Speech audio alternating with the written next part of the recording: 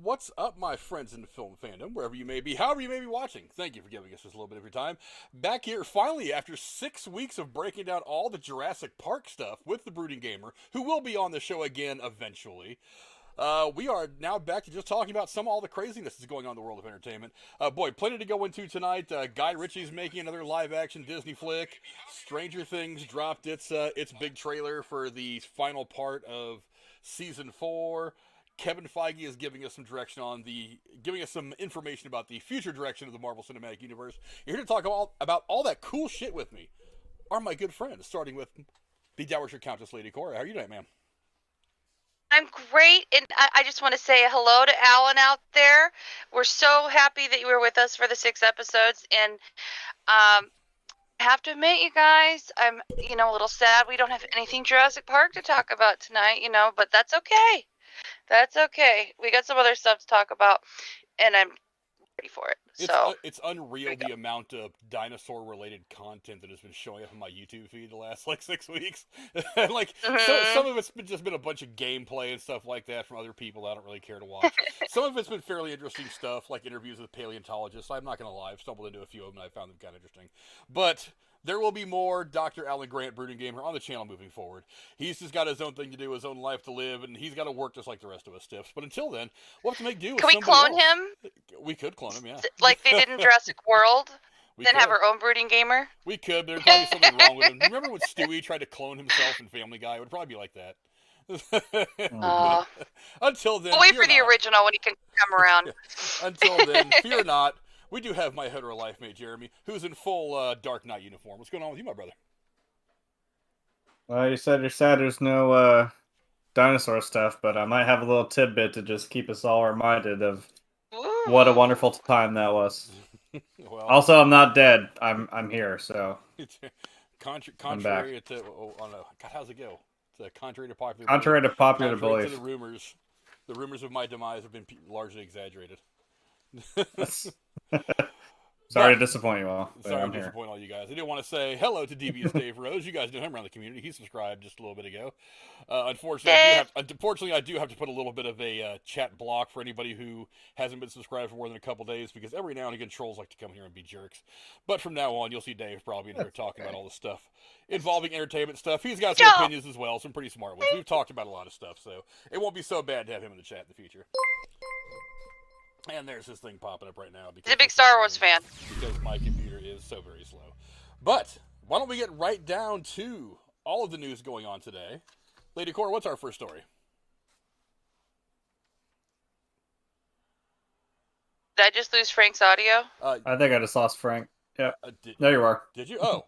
I don't know why that happened for 5 seconds. I hear him. Okay, we're good. That's weird. But anyway, go ahead and go into our first story of the night, Miss Cora. Sorry about that. Okay. Not sick of running up that hill yet? And the trailer for Stranger Things Season 4 Volume 2 is for you. The epic 2-part season finale will premiere on July 1st, wrapping up the show's 4-season arc. The Kate Bush scored trailer promises many fights, lots of ominous words from Dr. Brenner, and hopefully a lot of cool power usage by Eleven.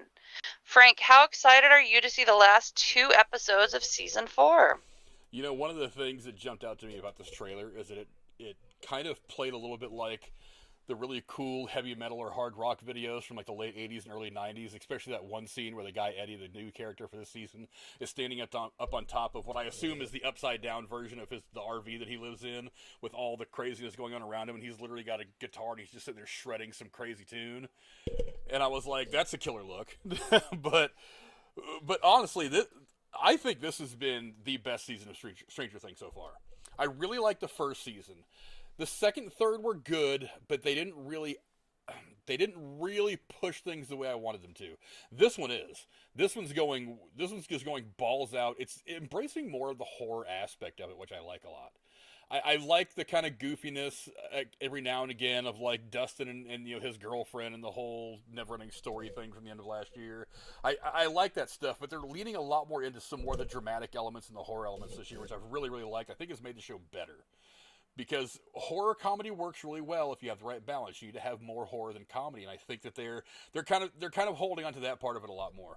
And on top of that, I'm actually curious as to where these characters go. I mean, we left last season. 11 had no powers. She's on this journey to try to get them back because she thinks it's the only way to beat all the craziness that's going on. The new bad guy of this year, what the hell's his name? Why am I drawing a blank? Vecna.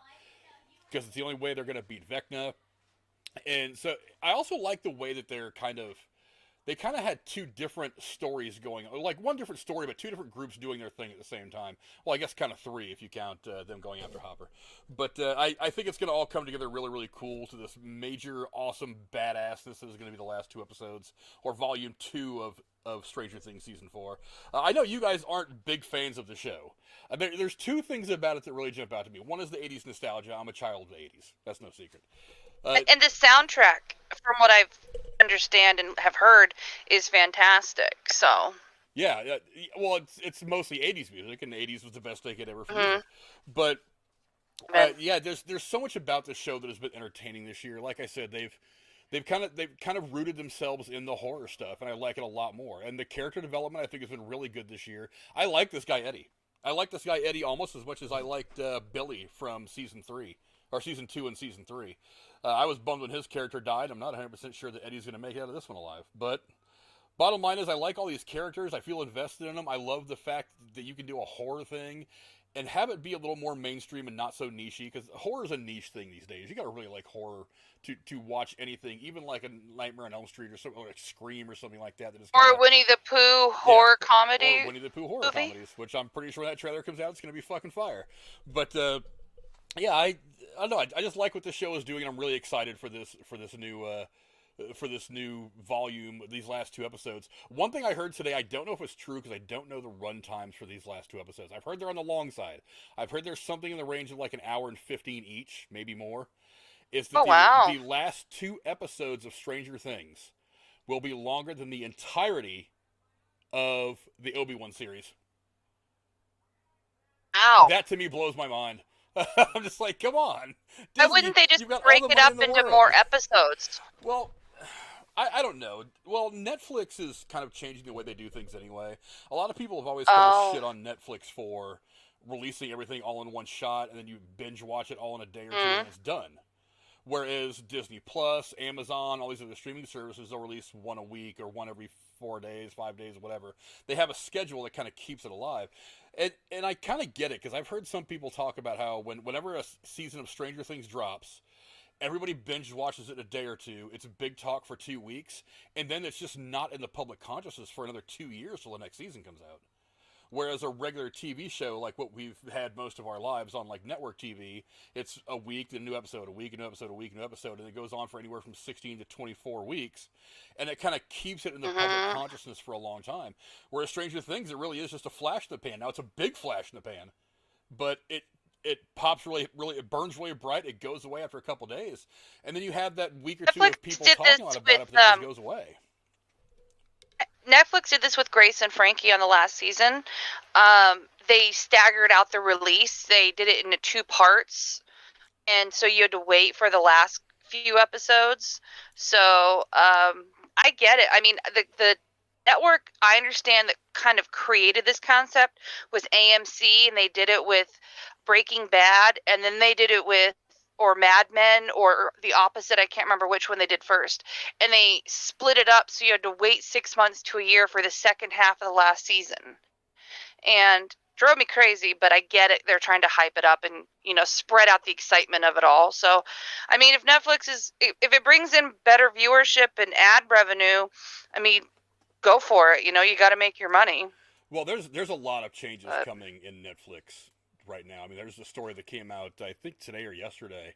They're going to be laying off 500 more workers. They're kind of reevaluating how they release a lot of stuff. Well, I mean,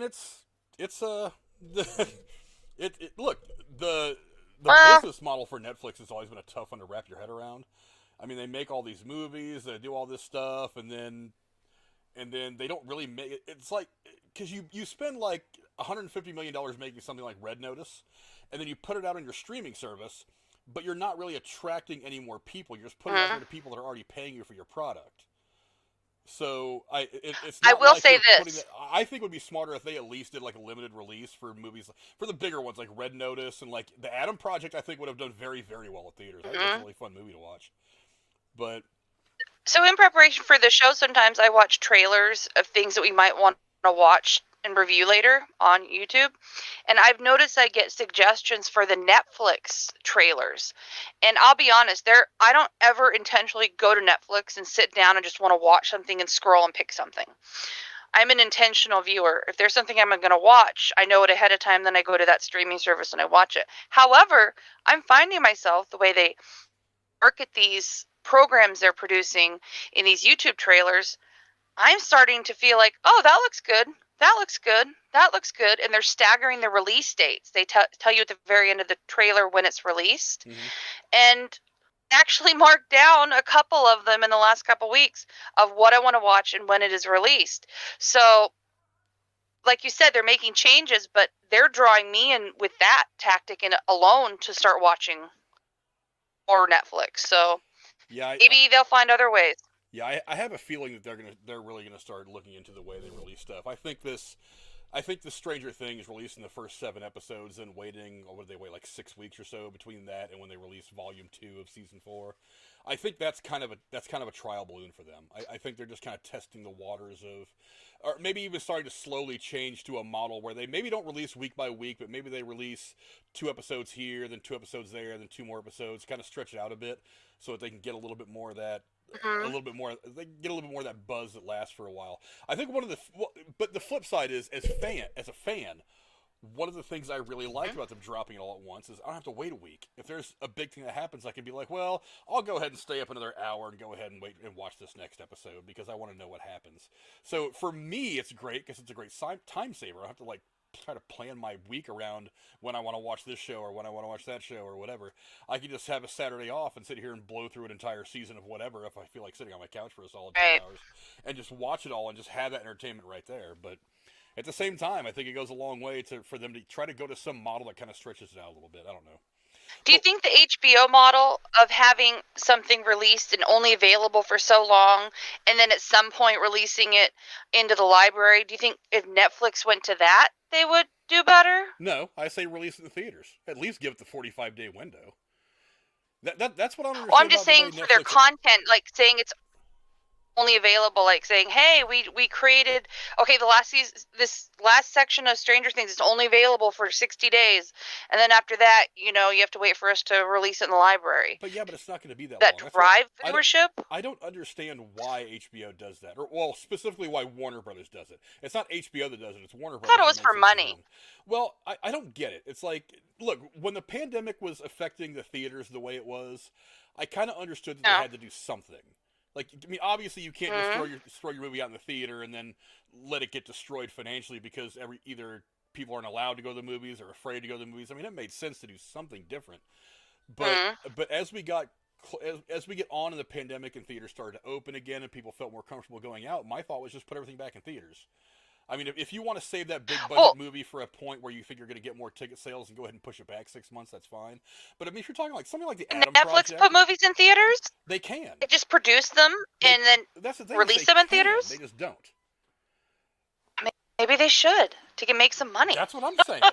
But that's why I understand what Warner Brothers was doing is they were doing this thing where, like with Wonder Woman, it's like Wonder Woman comes out, it's out in theaters for a little while, and then it goes on to HBO Max for a while, and they pull it off HBO Max. It's like, but you're just going to put it up again 6 weeks anyway. Either A, just leave it there, or B, wait 6 months and put it on after 6 months it's been out of theater. Well, that's what they're doing with Doctor Strange. Disney Plus put it on real quick, but they did make you go see it in the theaters first. But I don't know. Netflix really should consider releasing in theaters. Especially considering, I mean, like Dwayne "The Rock" Johnson probably didn't make $1 bajillion for Red Notice, but I mean, he probably got paid.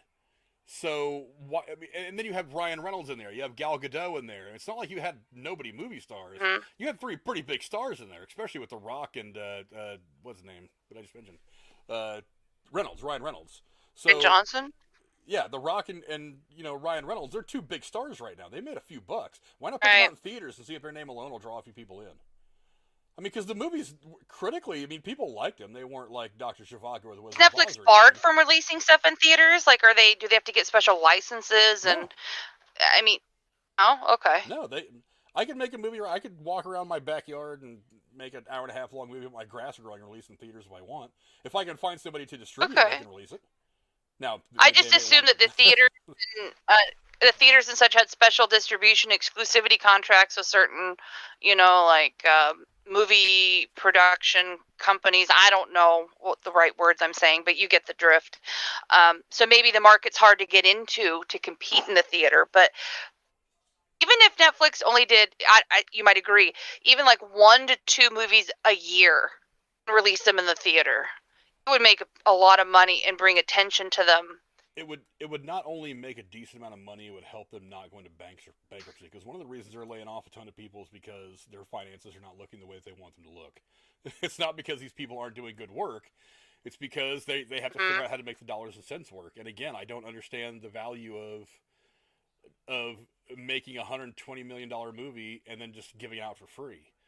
I mean, you're burning $120. Now, are the movies good? A lot. Some of them are. Some are kind of garbage. But it's like I said, the Adam Project would have made a decent amount of money in the theaters. On Ryan Reynolds' I think name so. alone, Ryan Reynolds' name alone probably would have driven probably $200 million to that movie. And then the fact that the movie's actually pretty good would have helped it kind of have some legs to make another $100 million more. I mean, you make that movie for $100 million, it makes $300 million at the theaters. I mean, that's profit right there. But if they sold their movies that they produced on DVD and made money off the DVD sales or Blu-ray, whatever. Yeah, I don't know. I don't know why they do the things they do.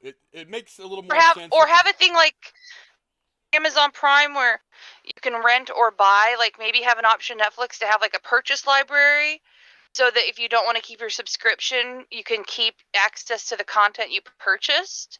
And like for $5, you can add it to your personal library. Each item. Yeah, something like that. I mean, I don't know. Netflix works really well for me just as a clearinghouse for stuff that's already been made by other people. TV shows and movies, whatnot. Yeah. You sign a licensing deal to have, all the Jurassic Park movies on there, let's say.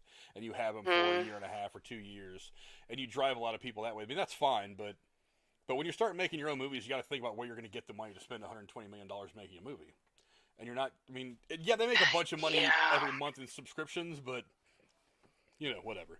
But I don't know.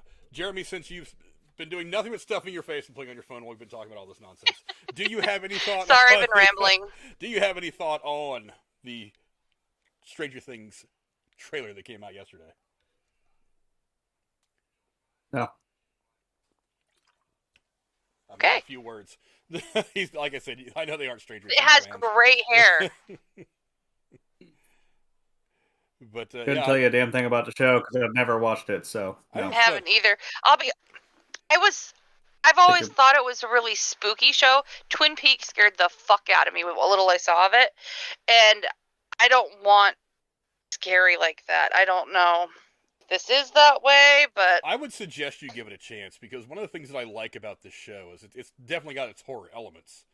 I mean, you see Vecna. You see Vecna on your screen right there. He is not somebody who I'd want to run into in a dark alley at night. I'd be a little concerned with that kind of a figure in the dark. But it does. It not only has the horror elements, it has like the coming of age elements, like Dazed and Confused, or like a Fast Times at Ridgemont High, because these kids are kind of they are, while they're dealing with this scary monster thing, they are also dealing with the things that teenagers deal with. First love. Isn't the dad from that Marvel movie in this? The Russian guy, the Russian dad of the David Harbour plays the town sheriff. Yeah, and he's good. Yeah. But yeah, so there's a lot of different elements of this that I think you might like. I mean, there's even some feminine elements, because the girl that Winona Ryder plays, she is a single mom just trying to work her way through the world. So as a woman, I think you might connect with her character a little bit too. But there's lots of different elements other than just like the sci-fi horror stuff that can entertain you if you're into those kind of things. But this season is definitely it's definitely leading a lot more into the horror. Situationally, the visuals have been actually pretty dope. I actually like the way the Upside Down looks now.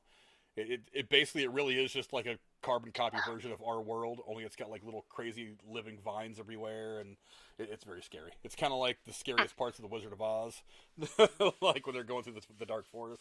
It's kind of like the whole thing is that. But yeah, I'm really excited for this this last couple episodes of Stranger Things season 4. There's gonna be a lot of big reveals. There's also one of the things I noticed is there's a spot in the trailer where Dustin is reacting to something, and it's a very visceral reaction, kind of like Luke screaming when Obi-Wan gets struck down by Darth Vader, that kind of thing. It was that kind of a reaction. Okay. It makes me wonder if there isn't a really big Is that the thing that M3 Kratos was saying about the D&D part of the season 4 premiere? Probably, yeah. Oh, so he says there's Star Wars reference in the D&D part of the season 4 premiere. Well, he was saying in the chat. There's lots of pop culture references all over this show. I mean, even I can't catch them all. I catch some. I don't catch them all. But yeah, was it? He also said, what did he say? Something about killing Steve, which is a possibility. Let's see, who is it? Connor, the Masked Gamer, says Stranger Things is almost consistently knocked out of the park. I really like season 1. Season 2 or 3 were good, but they didn't really do it for me. This season's been dope as fuck. I've loved it. Yeah, somebody was saying, don't kill Steve. I don't know, man. Look, if there's going to be a big death in the last couple episodes, it's going to have to hurt. We're going to have to feel it. It's going to have to be one of the big characters. I don't think it's going to be one of like the core characters, like the 4 friends. It's certainly not going to be Elle, because you don't really have a show without her. They confirmed there will be a season 5? Yes, season 5 is supposed to be the last season. Okay. So this is not going to be the last season. Okay. No, next season, whenever they get it on, will be the final season. And like I said, I had heard a long time ago that the last season was going to end with a cliffhanger, and that was going to go into a movie that they were going to release theatrically, and that was going to be like the end of it all. So it was going to end, and then several months later, a movie was going to hit theaters, and it was going to wrap the whole thing up. But I'm not so sure. Like I said, that was all pre-pandemic, so I don't know what their plans are for this afterwards. Because again, these kids are all starting to age out; they're getting older. I mean, the kid that plays Will, he already looks like he's like 30. I mean, so. Like the Harry Potter actors when they finally were doing the last couple movies. Yeah, he's getting up there. I mean, it's like they're putting some heavy makeup on him to make him look a little younger. We're getting to the point where you need to start using some of that Marvel de-aging shit to not make these kids look like they're 30. So, but I don't know, man. I'm really excited for Stranger Things Season 4, Volume 2. So go down in the comments below. Let us know what you guys think. Are you excited for Volume 2 of Stranger Things Season 4? That trailer's pretty dope. Let us know what you guys think. Lady Cora, what's the next thing we're going into tonight? Well, we're going to talk about one of my favorite rando directors. Guy Ritchie has boarded Disney's upcoming live-action remake of Hercules. Ritchie will direct the remake based on the 1997 film, The Hollywood Reporter has confirmed. Ritchie previously directed Disney's 2019 live-action Aladdin, which crossed the $1 billion mark at the global box office. The original 1997 film, directed by Ron Clements and John Musker, offered a musical retelling of the Greek legend in which the hero must save Olympus from god of the underworld, Hades. Tate Donovan voiced Hercules, while James Woods, great actor, voiced Hades. It is unclear whether the new take on Hercules will keep the original musical elements. Let's hope not. Snow White and the Little Mermaid are also in line for live-action retellings in the future. Jeremy, what do you think of Hercules getting the Guy Ritchie treatment? I know you didn't just say you hope there's new music in it. Here's the thing. Nope. You asked my opinion. No. I did not just sit here and watch a whole thing about like Disney songs that went hard for no goddamn reason, and this was one of them. Next thing you're gonna tell me, Phil Collins didn't go that goddamn hard. He didn't have to, but he did it for us, for Tarzan. Well, I'm just saying, the story of Hercules and the gods, to me, can have a more dramatic, serious focus, which could be focused more on history than, say, singing. Just saying. It could be cool. Well, we certainly don't want Marvel trying to do that, because they're not really doing that with Thor. But anyway. I'll give you that. Very good tie-in. Yeah, I was gonna say if James Woods and Danny DeVito are in this, I don't want it. If we're apparently just tying it to the 97 film, like there hasn't been already like other Hercules movies or Hercules-esque movies, why we're specifically doing this one. But I mean, hey, I didn't think the Aladdin movie was that bad, and it did pretty well going to live action and still keeping the musical element to it. And you know, I know Will Smith tried his best to make the genie what he was. I'm like, I know you're not going to be Robin Williams, but I'm like, if you take that away, I'm like, well, he's exactly what you think he'd be. So if this is going to be at least somewhat close to it, I'm here for it. Because, unlike Frank likes to say, the 80s is the best thing that's ever existed since fucking crack. Well, you can fuck yourself. I'm from the 90s, and this was a pretty great movie. This is entertainment from the 90s, and it's pretty great. Your mom, BJ, is asking in the chat, will there be kissing in the movie? Oh, I don't know. We're still laughing about the whole thing with Buzz Lightyear. Like, la gasp, 2 women kissed. It's Pride Month. Fucking get over it. I don't know. Weirder things have happened in Greek mythology, so I think that's the least of our worries. If you want to talk about the whole thing, I think basically it's the Zeus can't keep it in his pants, and that's why we have like 80% of Greek mythology. So, actually, no, I'll bump it up to 90%. It's mostly his fault. Jeremy, do you think it's I don't know. What do you think it's smart for them just to make live action versions of all their successful animated films? Like, well, can't they make more animated ones with new stories? I don't know. I mean, it's not like they can't, excuse me, they can't make something original like when they made Encanto. It's not like they can't still do stuff like that. There's nothing wrong with going back and, making something into a live action film that, could work. I was kind of skeptical of like, okay, we're going to do Aladdin. I'm like, okay, weird, but Doctor Strange, that's weird, but I'll allow it. I'm scared to have it ruin the original cartoon movie for me. So I know. I always say that too, but like Frank does say, he's like, well, but even if it sucks, you still got the original. It's true. Maybe I should go back and give it a chance. It's not like there's that many. I don't know. I didn't hate the Lion King one, even though it was just kind of hyper realistic. Yeah, it wasn't necessarily live action. It wasn't as much as it was just extreme CGI. Yeah, it's. Yeah, you know what I mean. They weren't out there trying to tame lions to sing. He just wants to be, he can't wait to be king, But I don't know. I think it could be a fun one because it's kind of it's a weird safe bet that you're like, oh, it's Hercules. Well, yeah, you could do that way. That's not something that's not like it hasn't been done before. Like I said, it's not like this is the only Hercules movie or something of that nature that's ever been made. So. The story, we know what it is. Well, there's a lot to be happy with from what I read so far. So I mean, like I said, Aladdin. You mentioned Aladdin earlier. It made $1 billion, and it was a pretty good movie. I really enjoyed seeing it. I went and saw it a couple times in theaters. I haven't watched it since it dropped on Disney Plus, but there's just so much other stuff I had to watch. I haven't really had a chance, but it was a good movie, and I liked Will Smith as the genie. Yeah, but. There is this. They did really want to get a part 2 to Aladdin moving, but then the whole Oscar thing happened, and a lot of people think that has kind of pushed everything Will Smith back, and that's one of the reasons why this movie has gotten greenlit is because they're kind of like, we want to put a little bit of a buffer between any project with Will Smith and anything else, and going straight to shooting right now, so we're going to go ahead and move ahead with this instead. But there's reason to be optimistic. Dave Callahan, who was one of the writers of Shang-Chi, actually wrote the first draft of the script, and Shang-Chi was a great movie. It's one of my favorite MCU films. And on top of that, another MCU connection is the Russo brothers production company is actually producing this film as well. So you've got Guy Ritchie, who's a really good filmmaker. He's made a lot of really great movies. You've got a pretty celebrated writer, and you've got the Russo brothers involved. This has got the makings of being something outrageously awesome. The question is going to be the cast. Does James Woods come back? Well, I mean, the character is not exactly put a wig on him and let him go out there and talk. I mean, it's probably a lot of heavy prosthetics if you're going to try to make it closer to what it looked like in the cartoon back in the 90s. So I really doubt that James Woods comes back. He doesn't have to me. And on top of that, I don't think he will, because he's kind of persona non grata with Disney anymore, because, he's uber conservative and Disney's not. So maybe they don't want him around anymore. I have a feeling if they didn't want to deal with Gina Carano anymore, they probably don't want to deal with James Woods. So it's unlikely that he's going to come back.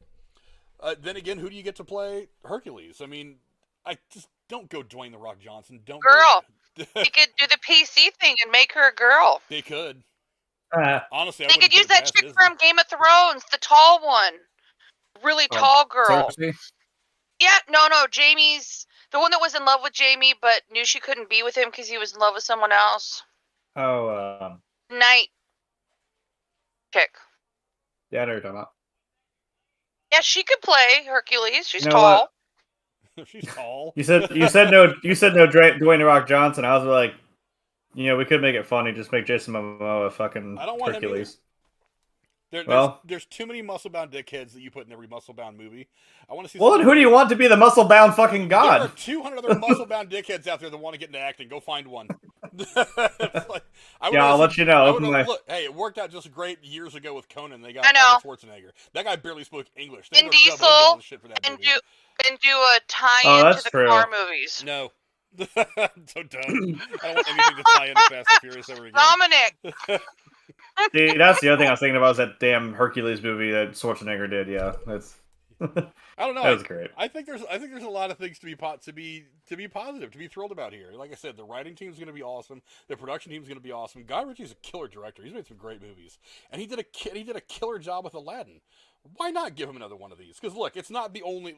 You were talking about a minute ago, Cora, about the live action thing with all the Disney movies. You realize this is not the only one that's coming down the pipe, right? They've got a Snow White one that's going to be coming out. The girl that was in could be good. The girl that was in West Side Story, I forget her name, the one that didn't get the invite to the Oscars. She's playing Snow White, and Gal Gadot, who played Wonder Woman, is going to be playing the Evil Queen. They've also got the live action. They've also got the live action. The Little Mermaid coming. Little Mermaid. You know why they're doing that last, don't you? That was not to figure out the tail. That was not a negative laugh either. I'm just kind of like, okay. Figuring out how to make a tail look real. I know Cher can play the Little Mermaid. She did it for that one movie. Why not? Cher's how old? It was a joke. She could be like Ursula. That'd be kind of wicked. Actually, that would be kind of a cool and a tie-in to that movie she was in. I forget what it's called, where she played a mermaid. That'd be sweet. Yeah, but I don't know. There's a lot to be optimistic about here, I think. So Disney, do your thing. As far as turning all their live action stuff and all their animated stuff into live action, let them. It's their stuff. Yeah, maybe they should do that with Winnie the Pooh. Oh wait, somebody else is. Somebody's beat him to the punch. Damn it. Yes, Kratos. James Woods was Hades. That was, what did I say? I didn't call him Hades, did I? Whatever I called him. He was, he was Hades in the movie. But yeah, I really doubt they're gonna have him come back to do it, which is fine by me. I mean, bring in new actors. You don't have to get the voice actors from the animated stuff to come in there and play these characters in here. I don't care. It's not that big a deal. I think it worked out really well for the Lion King. You get, why am I drawing a blank? Jesus Christ! No, John Cena can play Hercules. Don't, because they will do that. No, I was joking. Don't. It's like, part of me doesn't even want you to put that thought out in the universe, but that's what I'm saying. But the other part of me is like, whatever. I mean, do what you're gonna do. But James Earl Jones coming back to do Mufasa's voice. I think that was kind of an exception to the rule rather than the rule. But I mean, whatever. Just I don't know. Do whatever you're gonna do. Have some fun with it. Like I said, Aladdin was actually a really good movie. I enjoyed it. I went and saw it twice in the theaters. I think Will Smith did pretty good, and Guy Ritchie did a good job building that world. So why not give him a chance for Hercules? It's going to be kind of the same movie. It's going to be a lighter Disney, airier take on the whole thing, and not anything that's going to be really sad. It's not going to be Game of Thrones. It's going to be a Disney movie. So there's going to be some yucks. There's a few double entendre jokes for the adults to kind of keep them entertained, and then there's going to be like a cool fight at the end where Hercules wins, and that's kind of all the movie really needs to be if you think about it. Isn't Zeus supposed to be in the new Thor? Yeah, that's who Russell Crowe is playing. That'd be so goddamn funny if they just did it as a joke to make him Zeus in this movie. That would be. Sure. Like, guess what? It's all connected. Right? They're both Disney, so. I know. That's what scares me, is they might do that. Ooh, we'll see Hercules get killed by Gore the God Butcher in the new Thor movie. That'd be kind of cool. And then this movie will be a prequel. See, we're writing it for you, Disney. We got y'all set up. Once again, we're writing all Disney shit us money. for them. But anyway, we care about what you guys think. So go down in the comments below and let us know, are you excited at the concept of a Guy Ritchie directed live-action remake of the Hercules animated film from back in, 1994? 95? 7. I don't even remember. 97? That sounds about 7. Right. That's not, I don't know. Goddamn 90s hater. Sometimes back in that 90s decade that nobody really likes. I was in high school. It was a good year. But yeah, go down in the comments below. Let us know what you guys think. Hey, Lady Cora, what's the next story we're going into tonight? Well, one of our favorite topics. According to Marvel Studio President Kevin Feige, clarity about the MCU's direction will start in the coming months. MCU boss told Total Film magazine that while clues about the MCU's future have been baked into the existing Phase 4 titles, the larger game plan for the franchise will start taking shape more directly with the remaining Phase 4 titles. Should Feige want to pull back the curtain more on his plans for the MCU's future, it will most likely happen during San Diego Comic-Con in July or D23 Expo in September. Frank, when do you think we will know the identity of the next big bad in the MCU? I have a feeling that D23 is going to be where he drops a lot of information. That for one, Disney's going to want to control it all. For two, they're going to want to make sure all their ducks are in a row before they do. Now, I do, however, think that one of the things that's going to happen in Thor is whatever either late movie or mid or post-credit scene that happens in that film is going to be a huge hint. Because we're getting to the point where we have to start setting up really what's next. Now, they've done good about setting up some of the other individual things that are coming, because at the end of Eternals, you had Mahershala Ali, you heard his disembodied voice talking in the background to the guy that played Jon Snow, to his character. So you know he's coming.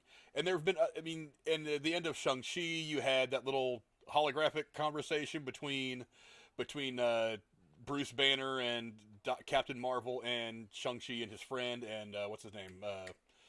Doctor Strange's guy, the new Sorcerer. And what about in Doctor Strange, the stuff with the other Earth? My dude? Yeah. So you see that conversation. Fantastic Four guy. And then you see other things that have kind of showed up here and there over the course of the MCU. As a matter of fact, I was watching Miss Marvel yesterday after it dropped, and in the very beginning of that, they actually show where the little bracelet that she uses over the course of the show, they show where it came from and the people that found it, and actually, they had a top-down view of where the action was going, and it kind of cut into the stone of where they're walking is the symbol of the 10 rings.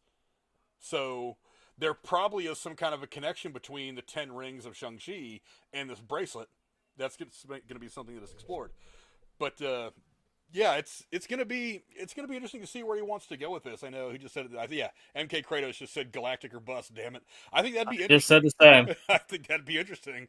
I am all for it. If you've never seen that fake post-credit scene that came out after.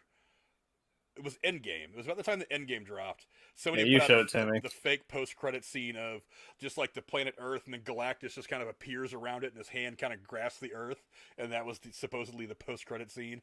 It ended up being, of course, very, very fake, but it was actually really, really cool, and I was like, damn, that would have been pretty awesome if that would have showed up at the end of Endgame. But yeah, I think we're going to get a big hint when it comes to Thor, Love and Thunder, and I think after that, it's probably going to be D23 that we hear something, because... Yeah, Corey, you mentioned a minute ago the post-credit scene of Doctor Strange in the Multiverse of Madness, where Doctor Strange goes off with Clea, and that could be something that ends up. I actually thought in my mind as I was watching, I was like, "This is something that could lead to Galactus," because I feel like that's where they would go. It's like I feel like Dormammu and Galactus are kind of the same kind of character, and I feel like since you've already had Dormammu in the first Doctor Strange movie, that maybe Galactus wouldn't be that far behind, but I'm not 100% sure. But I don't know. I've been watching some YouTubers who talk about Marvel and their theories about Phase 5 a little bit. And this one guy who knows his shit like you guys do has a really strong opinion that he thinks White Vision is going to be pivotal. Somehow. He's got to be somewhere. Yeah, he's got to be somewhere. I'm really surprised he didn't show up at least in a cameo or something in Doctor Strange and that's his argument, that he thinks he's pivotal for not just 1 or 2 movies, that he's going to be pivotal for Phase 5, because they're not telling you where he is. He hasn't shown up, and so it's going to be like this big, huge, climactic, like, oh, something like that. Yeah, so I don't know. That's an interesting idea. Is where the hell is he going to be? Is he going to be a good guy or a bad guy? Because he would be an interesting one to have to face, because he really does have the power of the Mind Stone. So it's like fighting one of the stones, and that's not good. I mean, look at kind of damage in a world that doesn't have stones anymore. Yeah, look at there's still stones. Did with 1 or 2 of them. They're still stones. They're just holding down some paper in the TVA office. It's fine. Yeah, they're paperweights now. We'll go grab we'll tell Loki go grab a handful, and we'll do this. Yeah, we'll use this thing. We got a handful of them. There's a bunch of them in my drawer over there. Yeah, but so MK Kratos no Silver Surfer either. I don't know though. I don't think you have to introduce the Fantastic Four to bring in either the Silver Surfer or Doctor Doom. I don't think you have. Well, we already kind of did. We already kind of did do the Fantastic Four, but that'd be kind of interesting if we just saw him just fly in. Maybe hey, if he met up with Doctor Strange and what's her face, that'd be kind of interesting. True. Since that's kind of his thing. He's out just flying around, and he's from another planet. So. Yeah, but he's from space. He's not from a different dimension or a different reality or anything like that. Well, I know, but they just kind of opened the portal and like, hey, we're gonna go on this side of the guy or whatever they were doing. Well, whatever it is, it's gonna be a multi-dimensional threat, because Marvel's balls deep into the multiverse now. I mean, after Spider-Man: No Way Home and Doctor Strange and the Multiverse of Madness, I mean, the multiverse is open. So that whatever is going to happen in the course of the next several films is going to be multiverse centered. So I'm surprised they haven't something like that. Since they've been doing.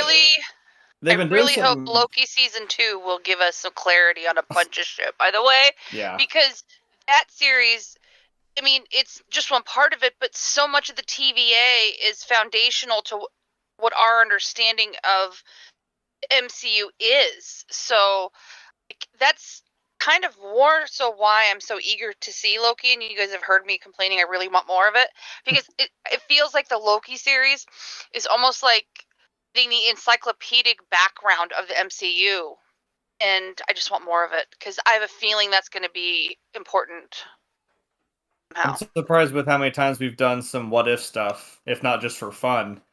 Like, if we're doing this interdimensional stuff, like maybe we see the Watcher finally, like actually on the screen. That'd be kind of cool. Yeah. Yeah. But I mean, there's still plenty of stuff coming up. I mean, aside from where's that here? Aside from Thor: Love and Thunder, you've got Black Panther: Wakanda coming out here in November. Then after that, you have Ant-Man and the Wasp: Quantumania. You have Guardians of the Galaxy Volume 3, and then the Marvels. And then on the television side, we've currently got Ms. Marvel. She-Hulk Attorney at Law is going to be coming out. And Secret Invasion is on the way. So is that? Right. It's going to be kind of like a second kind of Civil War thing.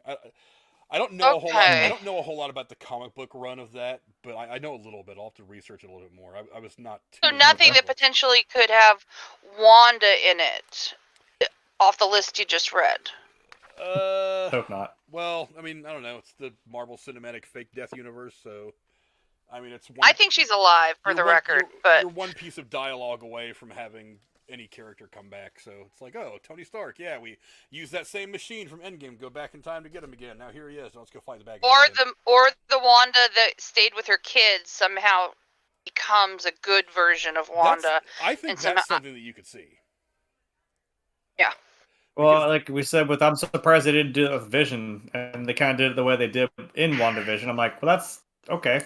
If they don't bring him back in any capacity, like ever, I will be mad. I feel like they wouldn't wouldn't just let him fly off like that and not bring him back. That seems a little weird. Hope not, right? I mean, that just reminded me of something from Walking Dead. They did it to a character, like he just went off and then literally has never returned ever. I'm like, that's it? Okay, he's just gone. He wasn't like he wasn't like a huge character. He was in the comics. This isn't like a Paul Bettany actor not wanting to do Marvel anymore, is it? I wouldn't think so. Oh, no. Okay. I would imagine he's as grateful for Marvel. Too much money there. Yeah, because his career was almost over when he got the phone call to do the voice for Vision. And now it's turned into, like, resurrecting his career. Now he's got stuff on... he's got that thing on Amazon that I want to watch. I just haven't gotten around to it, called A Very British Scandal. It's him and Claire Foy. I've wanted to watch it because it looks interesting and I like British stuff, so I just haven't had a chance to sit and watch it. But there's another thing that could be coming up that I think we can't ignore. There's been a lot of talk about the Young Avengers lately. So think of it this way: we had that girl America Chavez that played the Multiverse of Madness. That was the girl, the multiverse girl. You have Kate Bishop from Hawkeye. You have Kid Loki in Loki.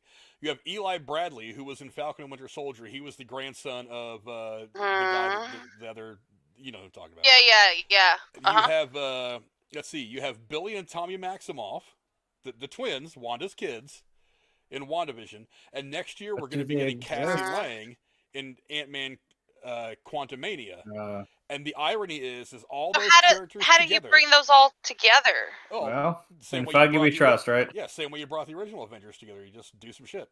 Okay. But make some shit happen. That's it. Make some shit happen. Now, together, all those characters make up the first iteration of the Young Avengers in the comic books.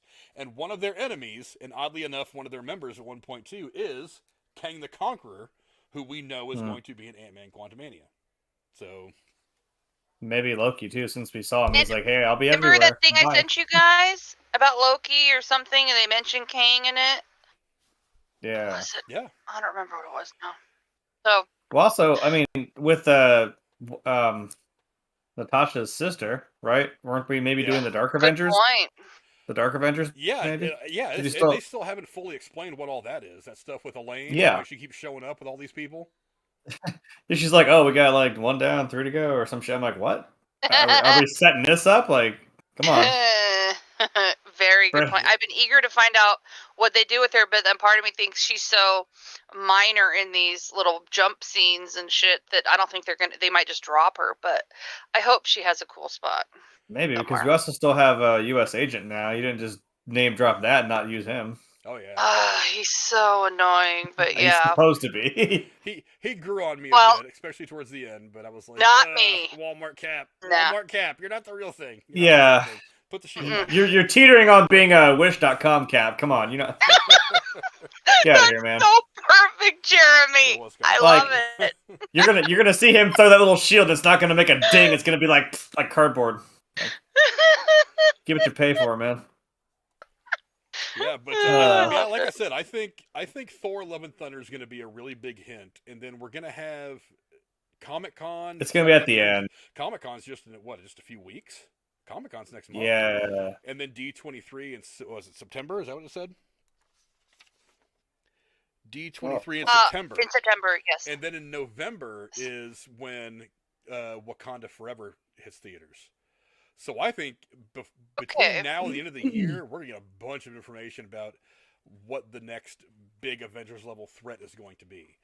I'm hoping it's something wild because, like you said, now we have Christian Bale's character as like a god killer. I'm like, yeah, we need to start having like god killers or like world destroyers because that's kind of that's a big step. But it couldn't be another iteration of Thanos, could it? We can always time travel. Why not? No, I don't think so because I don't think you can have Thanos without having him be the bad guy without having him chasing the stones. And they're done with the stones. The Infinity Saga is over with. They're done with the stones. Like I said a long time ago. I think that's what that Loki joke was about. Yeah, honestly, I think that's what that bit in Loki was about. It was telling people that the Infinity Stones are now done. We are not using those as a plot device anymore.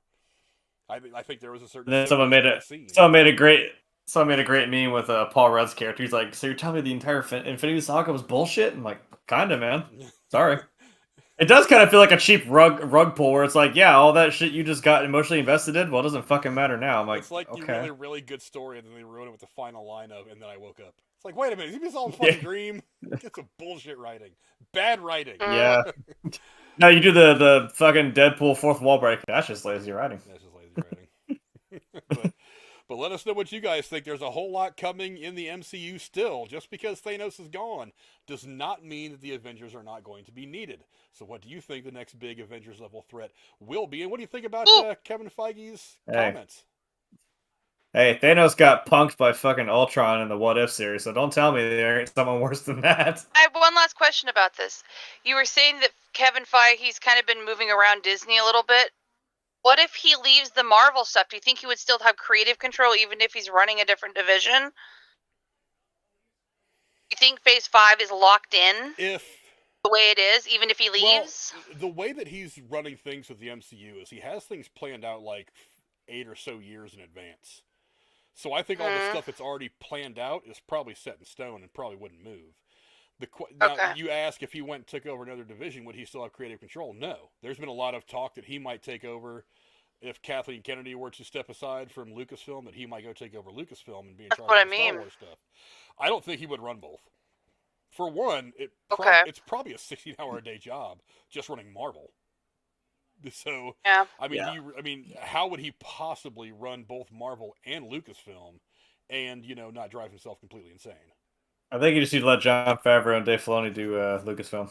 Just let them have it. God, the idea of both of them taking it. Now, if Kathleen Kennedy decides to step down or retire or whatever, I don't know. She's done pretty well lately, so I'm willing to back off on the chance for calling for her head on a pike. But there are still whispers out there that she might decide to step aside. And just because I don't know. She likes to just ride. She just like to ride the hype or the positivity of a show that just came out. Like, hey, Obi-Wan was great. Like, hey, see, look at that. I did that. That was great. That was cool, wasn't it? But think of it this way: look at all the people that. And if something sucks, she's like, "Oh, we shouldn't have done that." Yeah, look at all the people that have gone over from the Marvel side and made a significant difference in the Lucasfilm side. Favreau, a bunch of other. I mean, Favreau directed the first 2 Iron Man films and was a producer on a lot of the Marvel stuff. It's like he's gone over there and he's built Mandalorian. He built, Boba Fett. Yeah. He's been a big part of crafting everything they're doing television series wise for Star Wars. So it seems to me like Feige does kind of have some creative input in there through guys like Favreau. And also, it seems like they talk a lot in football about coaching trees. It's like this coach had these coaches work under him, and they all went on to work and to be coaches other places, and they created their own coaching trees. So I think maybe it is something like that. It's like Favreau could go on there and he could help build up the profile of guys like Dave Filoni and things like that. And these guys all branch out to do different things into the Star Wars stuff, taking some of the sensibilities and the ideas and the approaches that they had on the Marvel side, take them over to the Lucasfilm side and try to build things up there. So maybe he doesn't have a direct influence. Maybe it's a little more indirect, a little more subtle. But I think he would probably I think he probably already has some influence over there in Star Wars. Because I got to imagine that like Jon Favreau calls him and like they bounce ideas off each other back and forth, storytelling ideas, creative ideas. So maybe he's not on set actually throwing his weight around and getting things done, but maybe his creative energy is being pushed over there one way or the other. You know what I mean? But I don't know. Like I said, it's all been working out really well over there so far. So I wouldn't want to fuck with it. And in Feige we trust. So he every time I kind of wonder where he's going, he pulls it out and he shows me something great. So I'm like, okay, bro, you do your thing. I will not doubt Kevin Feige until he puts up 2 stinkers in a row. I'm not going to concern myself with what Kevin Feige's doing. He's got his ideas. He's got it all mapped out. Let him do it. But I care about what you guys think. So go down in the comments below. Let us know what you guys think the direction of the MCU is going to be for the next several years. We should find out something before the end of the year as to who the next big bad guy, the next Avengers-level threat, who they will be. Now, before we go any further, Jeremy has some unboxing he wants to do. You've got how many things today, Jeremy? Yay! Well, I had 2, and then I realized I had a little envelope with something I didn't even open, so technically 3. It won't be bad. I gotta fix Jeremy's camera on solo camera because I had it all fucked up. I guess we'll work backwards in time of relevance. Although it's not like I didn't order this and it took a sweet time to get here because it's, I guess, custom made. Not custom made. I mean, it's like somebody had to make this and then put it out there. Oh crap! If I just cut it, I'm gonna be really upset. Woo, came really close. Okay. Oh, good lord. Oh, they're in the bottom. Of course they are. What's this? Thank you. We appreciate your yeah. Okay. I say that, and I needed this to be the starting building block of I think for about a year now I've had this this little cup I was taking to the haunted cave, just keep tea in and crap like that so I don't lose my throat, lose my voice trying to verbally assault young children. because I don't do that. But I kind of wanted this to be like a not a centerpiece, but something I can kind of start with since it's a bigger thing. But I bought 2 stickers, so one I might mess with, one I'll put on there. But you got to give it actually, and he's actually right back here on where the camera's at. My second pop in my top 8. The Megapint. Happy hours anytime. Yeah. So I'm gonna slap that on my little thermos cup, whatever. All right, and the other 2. It's actually a funny story about the last one, but I'll get there when I get there. I'm absolutely devastated that Frank couldn't remember probably my favorite character in Doctor Strange, but we got Wong. We got the Sorcerer Supreme himself. I'm really upset that you didn't remember his name. I'm old. That's my He's excuse. even got the little okay. Whatever you gotta tell yourself. It's actually a lot in this one. Yeah, you got America Chavez and Mordo, Sarah, Scarlet Witch, Strange Supreme. You know, in a different universe, he finally becomes Supreme. Anyway, like I said, nice. Yeah, like I said, it's Jurassic Park is still kind of on our minds, but yay! You're welcome. I'll get to the funny story in a second. Why is the top of the box? Good lord! Now, I should have said something because this was a Walmart exclusive, and I done went to 3 Walmarts that day just to find one of these damn things. Do you get your shots? So this is the start. What? Said you get your shots afterwards? Do you get my what? Your shots for going to Walmart. After going to that many, I probably should have, to be honest. Need like a clean room or something. Anywho, this is the start big 3 that I'm gonna get. I know where to get another one, but I may have to order the last one. But we have got Dr. Alan Grant up in here now. Yay! I don't want to talk about, like I said, how long it took me to find this damn thing. But ready to give up.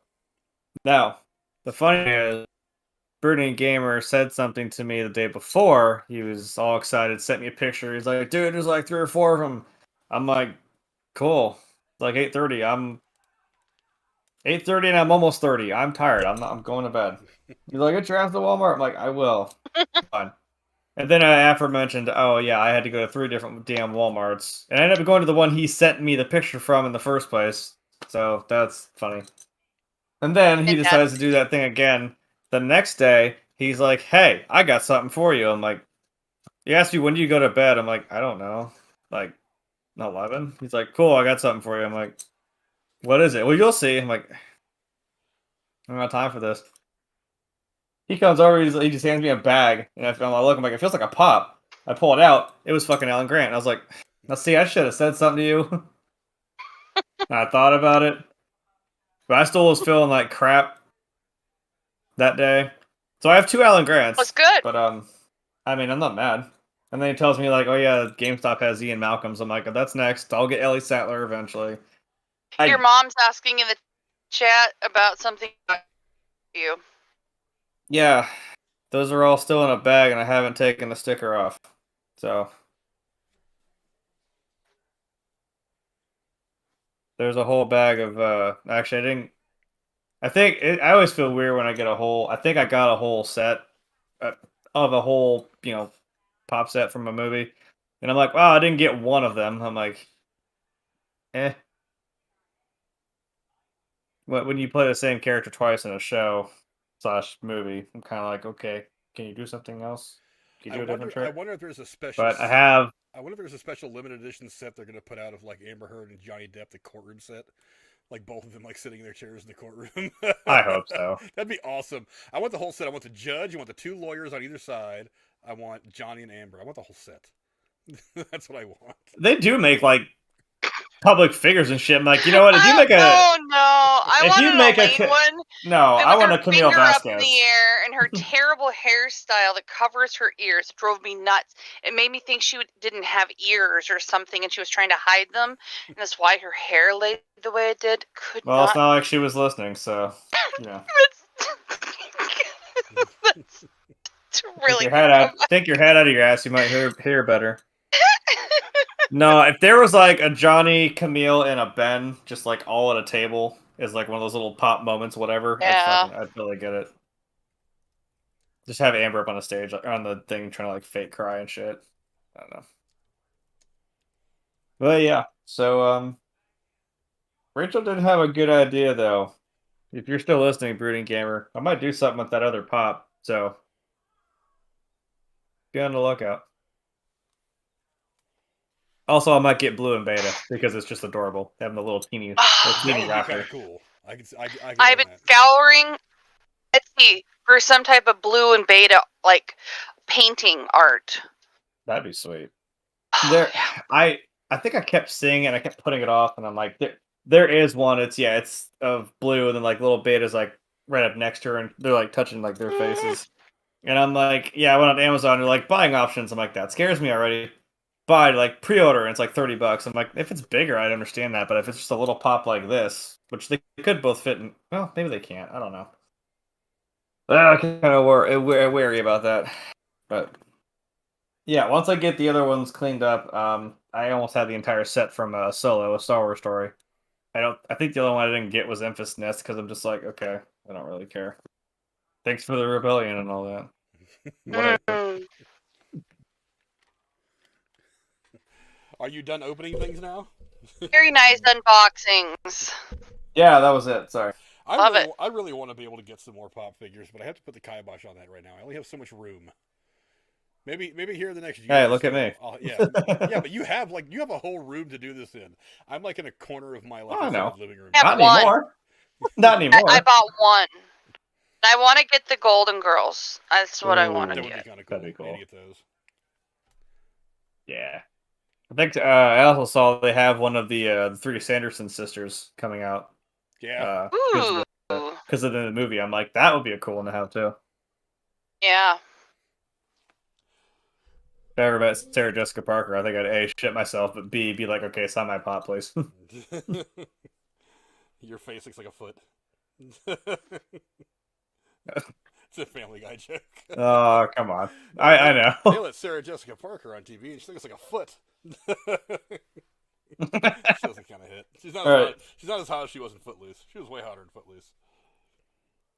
No, I was think you say in the first movie, like, yeah, the first, the one from like, what was it, 93 or something like that? Footloose? When did that movie come out? Footloose was an 80s movie, son. That came out. No, not Footloose. I know what that is, you fucker. I'm talking about the 90s. You know what? It doesn't concern you. Alan, they're fighting. I'll look it up. Alan, I need you. No. Mommy and Daddy are fighting. What movie are you talking about? Let's talk about Footloose. What were you talking about? No, nope. I will find it. Don't worry about it. It's the 90s. You don't really care anymore. That's all I want to know. I thought you were talking about Footloose. No. I'm also, like, blanking on the damn movie. Hold on. I know what their names are. Damn it. What's the... This is something for your mom. You said Elvis. Hocus Pocus. I don't know why I was thinking Halloween Town. There's a really cool Marilyn Monroe pop figure, BJ. I was looking up iconic ones. The Marilyn one looks really cool. Wait, you mean like the one I'm about to pull out of my right here? I don't know. This one? He's wearing the white dress, I think. Is it right next to your this John one? F. Kennedy one? This one? Is it right between yes, John F. Kennedy that's the one. ones? Got her. You know, it's funny you say Elvis because they have those ones that are I guess kind of like the one I have back there where it's got the album. It's got like an album cover, and it's got a pop in it. They have one of Elvis. They have one of his records, and they have a little Elvis pop in the center. So, nice. Yeah. I don't remember which album it was though. That's the. excuse me, they had one for like there was a Britney Spears one. There was one for Biggie. There was one for Jimi Hendrix. It was really awesome. Yeah, it was in Walmart. I just thought they were all just right there. There was an Elvis one. So, and I saw that movie comes out this weekend. So that'll be fun. Getting some good reviews, some good buzz. But I don't doubt it, man. Time to move on. Talk about the two bigger stories that we have for you folks tonight. Lady Cora, what is the next story we're going to be talking about this evening? All right. Obi-Wan Kenobi has wrapped up on Disney Plus with the airing of the episode this week. Followed the titular Jedi Master as he saved Princess Leia from the clutches of the Inquisitors and had a big lightsaber battle with his arch nemesis Darth Vader. Jeremy, what were some of your highlights and thoughts of the show? Oh my god. It's like even nice picture. I I appreciate that. Holy crap. It's like I don't know what to really call it, but well, I guess it's like I guess one example, I'll put it this way. One example is like with Black Widow, the movie. I'm like, there's no suspense because I'm like, I know you're not gonna die. Like nothing's gonna happen to you. Now it's the same thing with this. I'm like, I know certain people, no one's gonna die, but I'm like, but for some reason this still, maybe just because I'm more of a Star Wars fan than anything else, but like it still just had me. And I was still emotional. I don't know why. What it is? It was just was it the one before this, right? The episode before they opened straight up. The cold open was seeing Anakin and Obi-Wan again in their Attack of the Clones get-ups, and I'm just like, oh my god! Like, that was a big hit of nostalgia I was not ready for, but I'm not even mad. That was amazing to see that, and it took place throughout the episode. It was kind of a nice what's that called when they do that? Oh my god, I know what it's called. Flashback? Where it's like, no, not a flashback. A framing device. That's what it is. When it's like, there's bits as they're going through this little training duel that you're seeing it mirrored in the episode where it's like, oh, you think, oh, Anakin's got him down, and then he kind of feels that way, and then everyone's like, no, he doesn't have the patience for that kind of thing, and it's like he ends up beating him in the end. Like he knows how he thinks. It's funny you see the parallels between the two. Yeah, it still had me, man. It still got really emotional. And then the last episode, man, seeing the two of them fight again. I mean, holy crap! It's like I was fine with just one little quick fight, but no, you went ahead and did like some more. I was like, I hate that I had to make that joke, and it happened twice when he went on that little planet with the little spires. I'm like, Obi-Wan, just jump on top of one of those. You got him beat. It's that simple, dude. But when Vader decided to, bring the whole damn planet down on him, and I was like, oh no, he has the high ground now. Shit. Although, right there at the end, I'm like, someone please make it a meme where everyone's just sitting there like this, like throwing the rocks at him. He's like, they have that one of Ewan McGregor when he's laughing, like grilling out or whatever. He's like, and then I just threw the high ground at him, like just he just threw everything at him. It was awesome. Yeah, seeing Vader's helmet crack open, it was just holy crap. And hearing Hayden Christensen's voice kind of still come through, like partly with like Vader's the voice simulator for Vader was terrifying. Yeah, it's heartbreaking. I loved that image. The history between the two of them. I love that image of Vader with his fucking face mask cracked open. Yeah, that's what I mean. Like it. Oh my god. And it's like I don't know. Like I knew he was gonna end up. Everyone's gonna end up walking away from that. Like still kind of the victor. But I know I'm glad I already saw today someone made that. I think it stands up just as well, but I'm not gonna undermine the guy that voices Darth Maul. We all know the meme where he's like Kenobi. Hey. I mean, when he yelled Obi-Wan and just like kind of fell to the ground, I'm like, oh my god. It's just weirdly visceral. It was an emotional ride. I was all for it. And you know what? If they make Pops, please, for the love of God, make one of the little Princess Leia with Lola, like the little droid in her hand or something. There's going to be an animated short or something like that for that very soon. I don't. I see. I hate that I was doing it to myself, where my own joke was like, "All right, which one of these fucking characters is getting their own goddamn spin-off?" Because I know one of them is. Maybe it's Haja and his little fake Jedi bullshit. That's what it's gonna be. Maybe. Or that one unnamed girl with the little hairband or the little headband or whatever who was there. Dumb shit like that. I'm like, whatever. We're focusing way too much on this character enough to where I'm like, oh, that person's gonna get a spin-off because why not? Yeah, overall. But you know what? Oh, wait. I forgot about the... Wait. I forgot about the bomb drop. We got Qui-Gon Jinn as a Force ghost. My good God. I thought that was going to make you mad. And I think... No! Why would that make me mad? Because I thought the fact that they dump it in right at the last second, and it wasn't really significant to his arc overall for this particular series, I thought that would bother you. Because like when I saw that, I was like, oh, okay, he finally connected with Qui-Gon. Oh. He was finally ready. If you listen to the way Qui-Gon discussed it, or the little bit of dialogue that he had, he was finally ready to hear him or whatever. It's like I thought to myself, like, Jeremy's gonna look at that and be like, that's not nearly enough. That's kind of shitty that you dump him in there in the last like 30 seconds of the show and then it's just over. Hey, no, it was still that was a nice send off. No, I wasn't mad. Like 3 or 4 times he tried to talk to Qui-Gon, I was kind of expecting it to be there, and I wasn't trying to say like you always say, don't let your expectation like be or my speculation be an expectation. I was like, I kind of get that it's a big deal that, like they said, the one who did figure that out was Qui-Gon. So I'm like, I don't expect Obi-Wan to just do it right off the rip. Or again, it's very Qui-Gon that he's just kind of, still the same, he's still Obi-Wan's former master. But still kind of like all right, well, we still have, 9 more years until the events of Episode 4, so we still got time to, he's kind of like, yeah, you're finally kind of back in it. Because I think Obi-Wan, even Vader said it, Obi-Wan had to have cut himself off from the Force because he had to have in order to not get caught. But then, like, Vader's like, oh, your strength has come back. Or, he's like, I was like, when he was sitting there fighting with Vader, I'm like, oh, yeah, he's got his groove back. I like it. No, of course I'd always want more Liam Neeson as Qui-Gon, but I'm not. No, it was a nice little send-off. I didn't mind. It looked like that little canyon where they did the pod racing. I don't know what the hell that was about, but they kind of just walked into that. I was like, oh, all right, cool. And maybe that means he's going to his little house or whatever that we see him in Episode 4.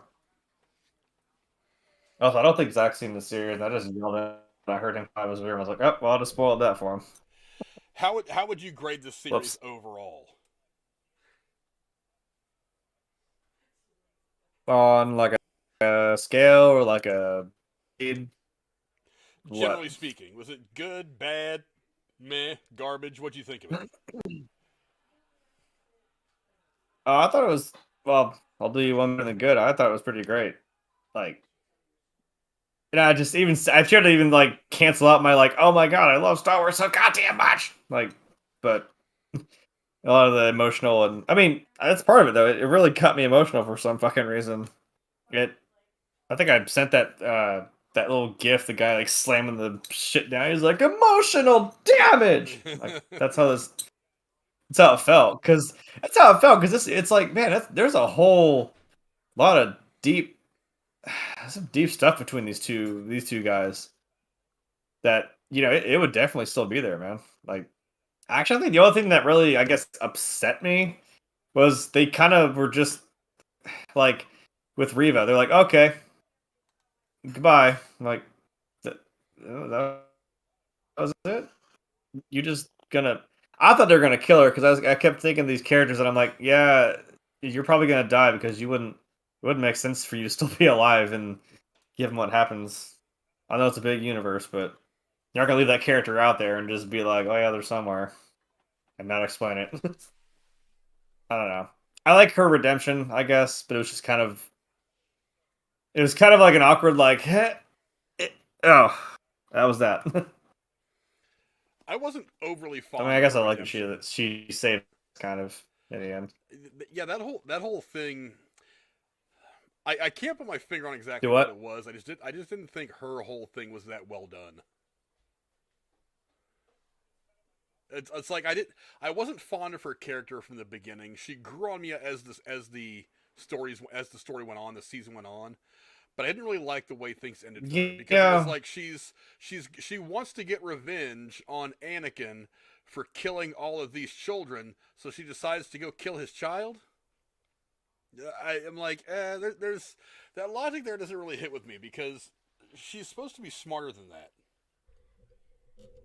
So it makes sense for her to want to kill him. I like that she stopped because, yeah, you really gonna do that though? Yeah, just the fact that kind of defeat the purpose. Is disappointing to me. It's like I wanted more from her. So the idea of rolling it behind him and trying to put a lightsaber through him makes sense. But I really wish that would have been a bit more of a fight. Like, that would have been a really cool fight to see. Like, badass in his prime Darth Vader against this not quite as good but very powerful Reva. That could have been a fun lightsaber battle to have, and that never really got there. She was never. Now she's not in his league anyway. We all know that. Mm-hmm. She didn't have a chance to train the way he did. She didn't get a chance to train under somebody like Obi-Wan. She didn't get a chance to train under somebody like Palpatine. Even she just always she figured her Jedi shit out for herself. So there's going to be some holes in her game, but I still think that could have been a really cool battle. And it just didn't really amount to that because he was just so OP compared to her. That was just kind of like it just happened too quick. She wasn't quite as focused or balanced as Vader would be. Like, I'll never get tired of watching Vader just one arm swing on people and just effortlessly lightsaber duel somebody. I'm like, yeah, because he doesn't have to. Yeah. I mean, shit. He kicked her ass. He didn't even use his lightsaber. He just used the Force and just threw her out. I'm like, yeah. He's no joke, man. Up until that last battle with Obi-Wan, he swings that lightsaber with one hand this entire series. It's like he's literally handicapping himself by keeping one hand behind his back because he's so much more powerful than everybody else. It's like, damn.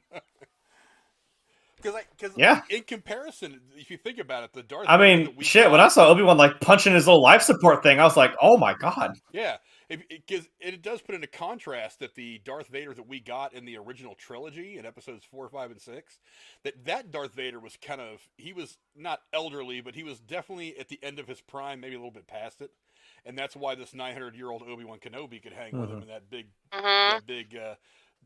lightsaber battle in the first Star Wars movie. So yeah, it's, again, one of my favorite things about this series is you've got to see Prime Vader. Oh. Like, he is at his most powerful, his most evil. Like I said, that scene early on in the show where he just reaches out here and snaps this guy's neck without even looking at him, I was like, damn, that's some brutal shit. Like, that is not caring for life at all. And that was like the peak evil of whatever evil had taken over Anakin. That's when it was at its peak. But yeah, the other I also like. Shit, he even did that to Luke in Episode 5. Yeah. He was just one arm in Luke Skywalker in Episode 5. You know he was toying with him. Oh yeah. But I also like the fact that the last episode they actually went back to Luke, because I was kind of wondering. I was like, in the trailers they made it out like he was going to be there looking. He was going to be watching over Luke through the whole time. So that's like at first, and I think we even mentioned it. We talked about the first episode. They're like, so wait a minute, you're there to protect Luke, and you're just going to up and leave? It's like, I know going to help Leia is important when she's been kidnapped by the Inquisitors, but it's like, you're really just going to leave Luke there? I mean, because it seems like Luke was always a little bit more important. It's like Leia was hiding out in plain sight, but it seems like Luke was the one that has always been a little bit more important to Vader. You know what I mean? I mean, he doesn't even know that Leia exists until the last movie, until Return of the Jedi, anyway. Yeah. So I don't know, but yeah, I do like the fact that they returned to him. And again, there's Owen and Beru got it. Yeah, again, there's a little bit of a plot hole thing with all that too, because it's like now that he had that battle, it's like Reva showed up to try to go get Luke, and there was a thing, and like Luke's not gonna remember any of this. I don't know. There's still some continuity stuff there that kind of annoys me, but I'm gonna let it go because, again, suspension of disbelief. After 10 or 12 years, maybe Luke and Leia just forgot that that most of that stuff happened. It became kind of a footnote in history. Well, Luke anyway. But I mean, the stuff with Leia, I don't understand why she sends that message like, "Hey, remember me? You fought beside my dad in the Clone Wars." Not like, "Hey, remember me? You kidnapped me, you rescued me from the Inquisitors that kidnapped me 10 years ago." You think that would have been the lead when she's trying to send him that message, but no. I don't know. That's just me, but yeah. Overall, I thought it was a solid series overall. I mean, it gets a bit wonky in the middle, but then we wouldn't set up the Clone Wars. Damn it. Yeah. Cora, what do you think? I mean, you've been watching the show along with us. What do you think?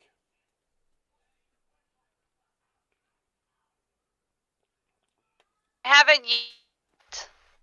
What's that? I am eager to see it from the more you speak of it. Oh, I thought that you were watching the show along with us. This episode was good, man. It's a good sign then. I'd rather hear you be happy about that than being, God damn it, this is how it's ending. So... No, I liked how it ended. Well, I mean, the apparently I proved Frank wrong, apparently. I was like, no, hell yeah, you end on Ghost Qui-Gon Jinn? Well, I mean, like, hell, how else could it have been? Yeah, that's awesome. We know that he lives to see Darth Vader again on the Death Star. We know, I mean, we already know that we pick him up at the point where he's an old man who's watching over now roughly 19 or 20-year-old Luke. Yeah. I mean, so it's like we know that he lives. So it's like every precarious situation that he finds himself in, we know he's going to get out of it. So there's not a whole lot of mystery there. But again, it's kind of fun just to watch the process. And that's what I wanted out of this, is I wanted to see what got Obi-Wan from the end of Revenge of the Sith, where him and Yoda and all the remaining Jedi put themselves into exile, to the point where we see him come back into the fray in A New Hope. So that I knew there were stories that could be told in there.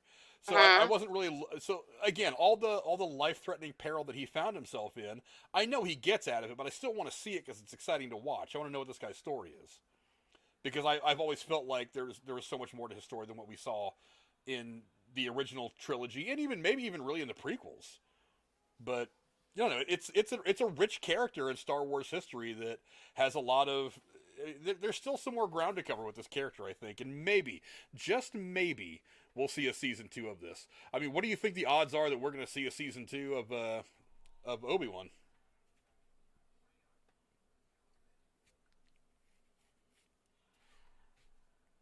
Jeremy, what do you think? Odds that we're going to see a season 2?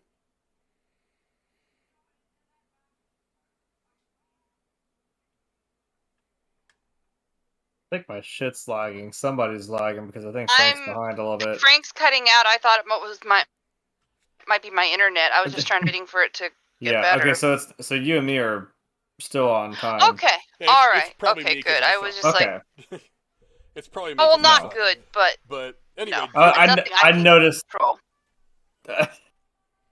I noticed that. I was like, wait. Every time I say something, it's either like it's too long, or I say something and then I didn't realize you weren't done talking, and then it cuts in. I'm like, crap. Well, I don't know, Jeremy, what do you think? It would be interesting if they do a season 2.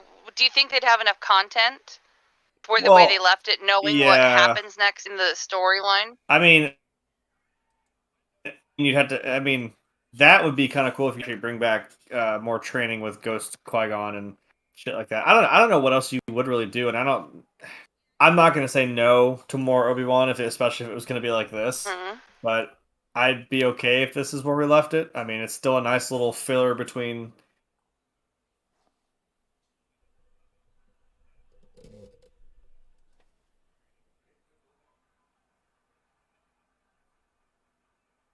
It's kind of. I like the idea of it filling. Heavy on some emotions, man. It's like. Oh my god! I was just right there the whole damn time. Everything he said to him, like I'm not your failure, Obi-Wan. He's like, you didn't kill Anakin. I did. I was like, oh my god, this is just. You just watch. Like I said, when he started like going in on Vader, when you hear that, it's that weird like when you can tell his like struggling when he's trying to breathe. And it's like, holy crap. I was like, I think Obi-Wan just turned us around. And it was kind of nice seeing it. Obi-Wan got a little bit dark there for a second. Not, really? He didn't slip, but I was like, dark. Not good dark. I mean, I love that that's a good way to put that. that line in there again, and he does do the pose. He's like, "I'll do what I must." Does that again. I was like, "Oh shit, here he goes." You know, I feel like it's not like you're tied to the ways of the Jedi Order at this point. Like it's all kind of been dissolved. Mm-hmm. So I think he really, truly is just like, I'm just gonna do what I have to do, and I do like that line where Reva does say like, "Well, do you like?" He's like, "We're the same. We want the same thing." And she's like, "But do you really want Anakin dead?" And he hesitates. I'm like, "Yeah, I don't know if you'd really just want him dead, but man." I'm sure he probably does now. It's Yeah, well, but you know, Luke will do it. He's human. Obi-Wan is, let's be honest, for me, when I look back on the Star Wars saga, all the main characters, Obi-Wan is almost kind of like the moral compass of the main characters. I'd be hard-pressed to think he would be quick to put Anakin down in whatever form he was, because of their connection. It's not like he wants to, though. I mean, like, even in episode 3, when he said, like, don't try that, he jumps and he just cuts him, but it's like, he didn't, like, go down there and just, like, put one right through his head. He's like, he's like, look, man, I told you, like, don't... It was kind of like, I mean, it was kind of like an older brother. He was like, look, I told you not to do that, and then now you're going to learn, It felt like, ironically, not to put the Liam Neeson Batman line on it, but it was like, I'm not going to kill you, but I don't have to save you. It's kind of what it felt like, so... Well, and it's still kind of the Jedi thing. It's like, yeah, he didn't want to have to kill him, but it's like, I don't know. I feel like there's a little bit less rules out here. It's like I said, you could tell Obi-Wan got a little emotional there. It was almost kind of like akin to what Luke did on the Death Star when he just had that moment where he was just like raging on, just like smacking the shit out of Vader with his saber. I was like, yeah, you almost slipped there for a second, dude. Holy crap! But he maintained it. He held on to it. Well, you say that that he doesn't. I look forward to watching. I was thinking about watching it one of these weekends when I'm stuck doing sorting and cleaning of boxes of paperwork, tax papers and papers and shit that you don't really, you can't get rid of. Right. Yeah. Well, now that I might watch Obi-Wan while I do that. Now that I've, basically told you everything that happened now. Oh, no. I'm the person that reads the last page of a book before I start it and reads about spoilers. I didn't with the Jurassic Park, but I just want to know. Still want to see it, but I want to know. So. Dinosaur was wild enough. Hey, you can't do that with a video game. You gotta go through the emotions and shit. Humans serve themselves up to dinosaurs on silver platters, is what most of the time the case is. Yeah. Well, you say that Obi-Wan is not. So it's like that meme. Did I play the video game or did the video game play me? Holy crap! you feel just emotionally drained after some of them. I'm like, oh my god, that was deep. Very nice. You guys say that you guys can hear me now, right? Or am I still choppy and shitty? Yes. Okay. Well, you say that Obi-Wan is not that Obi-Wan is not bound by the Jedi code anymore. He actually is. He's the one person at this point, because Luke has no idea what his actual lineage is. He's the one person trying to keep this alive. If you look no farther in the Star Wars universe than Din Djarin. Well, I mean, he's not answering to them. You know what I mean? But the Force still exists. The Force doesn't stop existing because the Jedis have been wiped out by Order 66. Yeah. The Force and everything it represents still exists inside all the people that know their Jedi lineage and study the Jedi ways. Like I said, look at Din Djarin in The Mandalorian. Like he is one sect of a group of people, like kind of a religion, for lack of a better term, that believes very strictly in this way of doing things, like not taking off your mask in front of people, so on and so on. So while there are other people out there who might for like the gray Jedi that haven't really been touched on in the movies, while there's people out there like that know the ways of the Force and have been trained in it, but are a little more ambiguous about their implementing of the Force and their skills, Obi-Wan is one of the guys. It's like, this is how I learned to be a part of the Force. This is why I became a Jedi Knight, because I believe this way of doing things, and I will not deviate from this path because this is what I believe in. So he still very much is a student of the Force, and it's. Well, I didn't expect him to, like I said, be.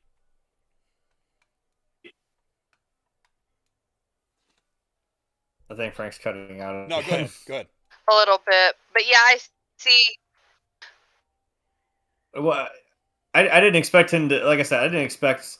Well, I guess in a way I did, because when I talked about him probably cutting himself off from the Force for quite a while, I didn't expect the first couple episodes to see Obi-Wan turn into like freaking Jason Bourne, like taking people out and like just hand to hand kicking their ass and shooting all of them. I was like, okay. I know just all day I'm thinking of like when he shot General Grievous in episode 3, he's like, it's so uncivilized. Throws the gun away. I'm like, yeah, but he didn't even hesitate to do this kind of thing. I'm like, I don't know if he fight. He doesn't. I think my point was he doesn't handle stuff the same way he did when he was when he was a full on Jedi in episodes 1, 2, 3, Clone.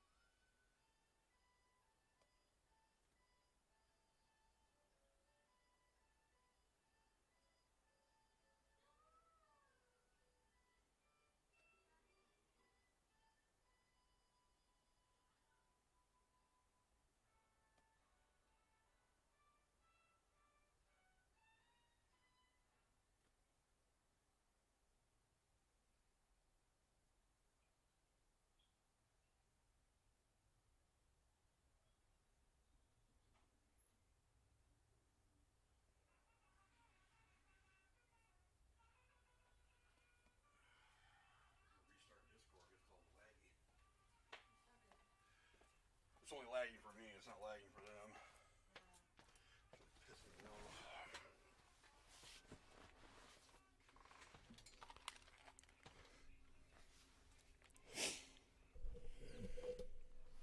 Like, That's a really obvious. I mean, I don't know. You have much to learn. Is something they're always going to say to each other because.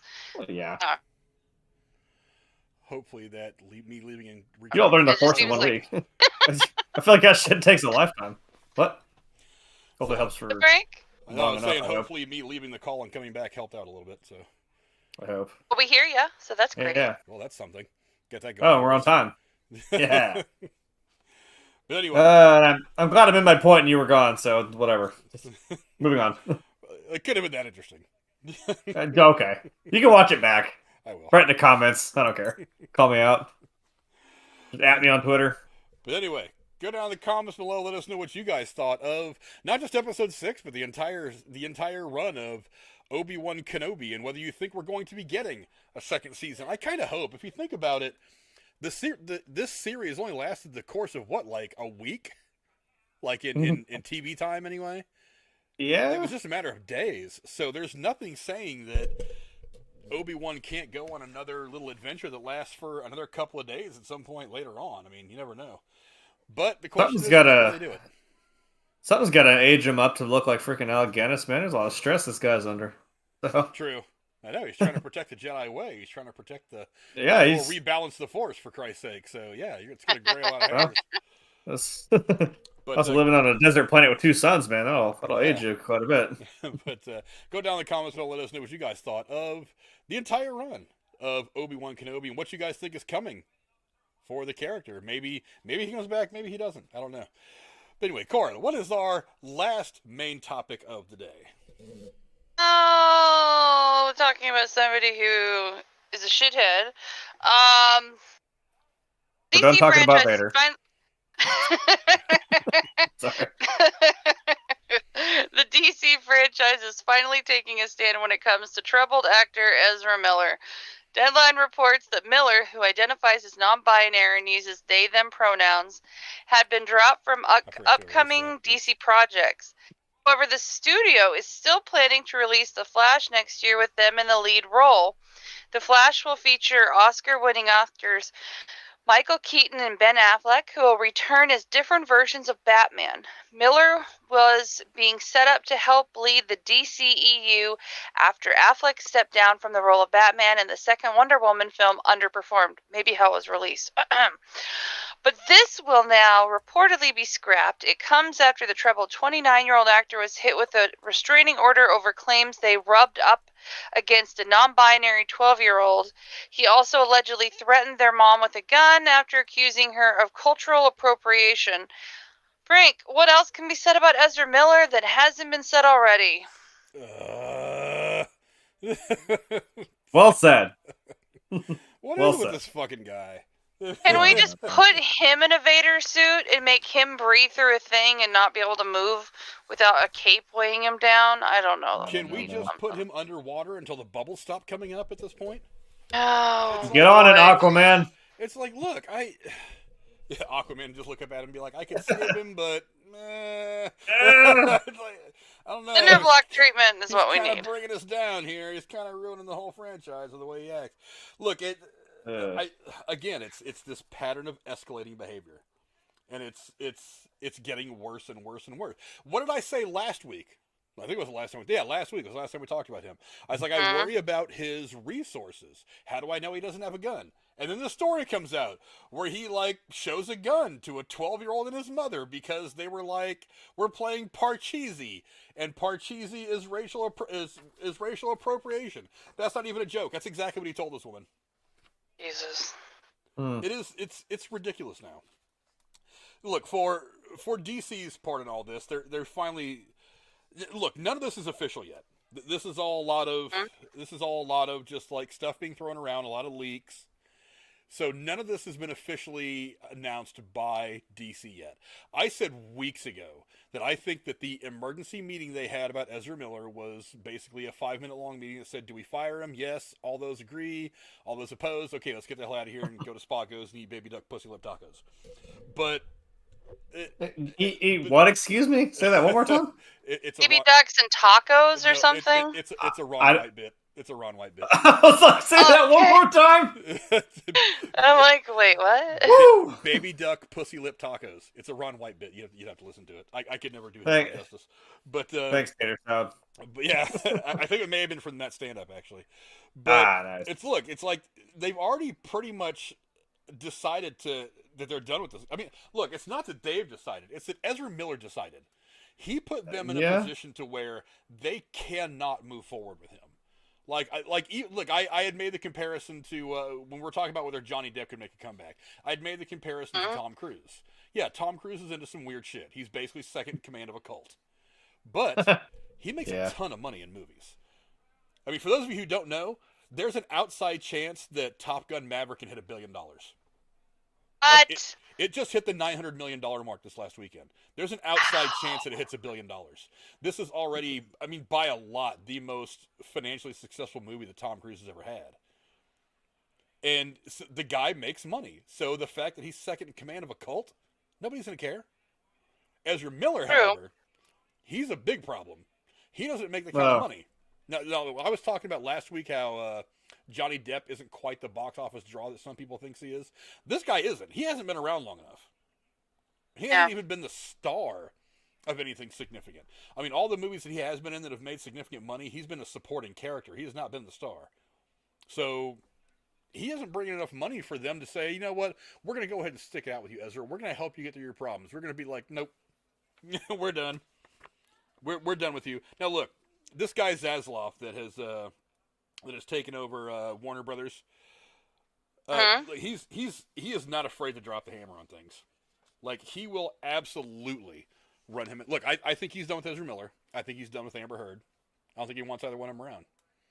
So I think the only thing left to do is officially announce it. Why they don't announce it for Amber Heard, I'm kind of Well, they're kind of in the same boat with Amber Heard. They have this movie coming out. They have Aquaman, The Lost Kingdom coming out. So you don't really want to make the announcement until after that movie's been out for a couple weeks at least.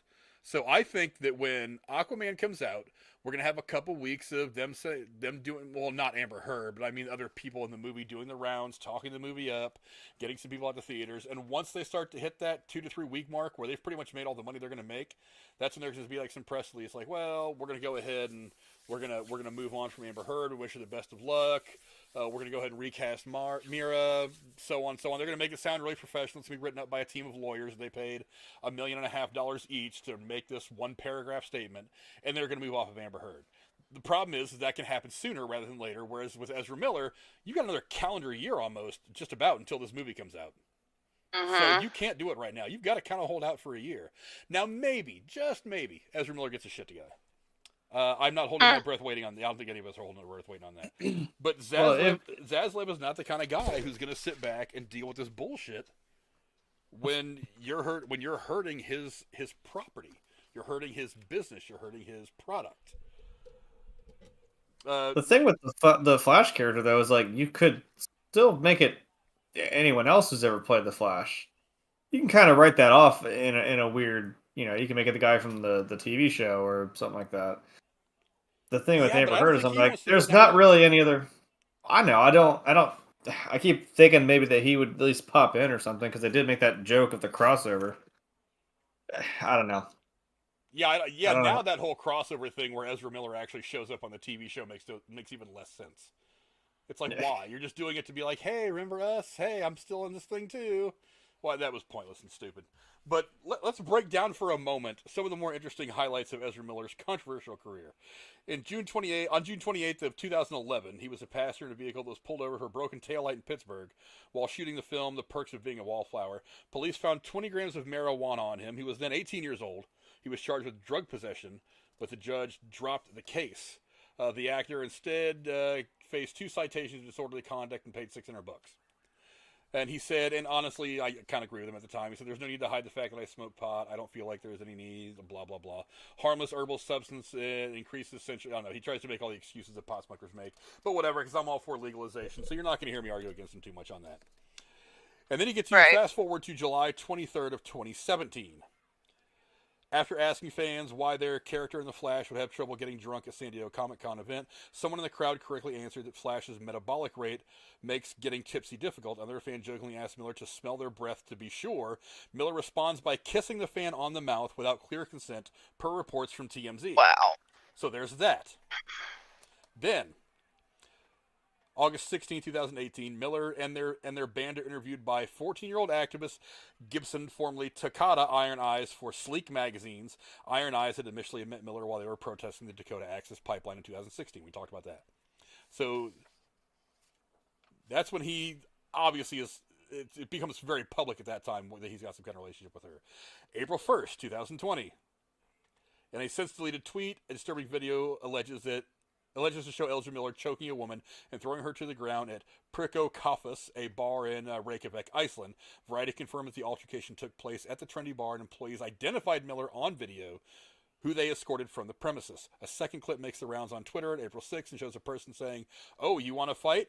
That's what you want to do?" to a woman in a bar. She appears to be jokingly readying herself for a fight. The person identified as Miller then grabs the woman by the throat and throws her to the ground.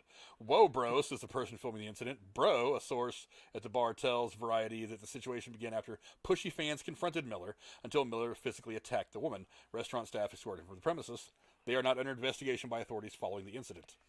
But it was on video, him choke slamming a fan. A woman, by the way. Anyway.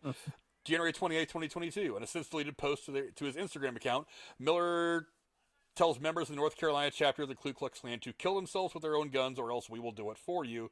If that's what you want. It's unclear if Miller's responding to a specific incident. The video goes viral on social media. Even the ACLU says that there was no known Klan activity in the area that he was at. So I don't know what that is.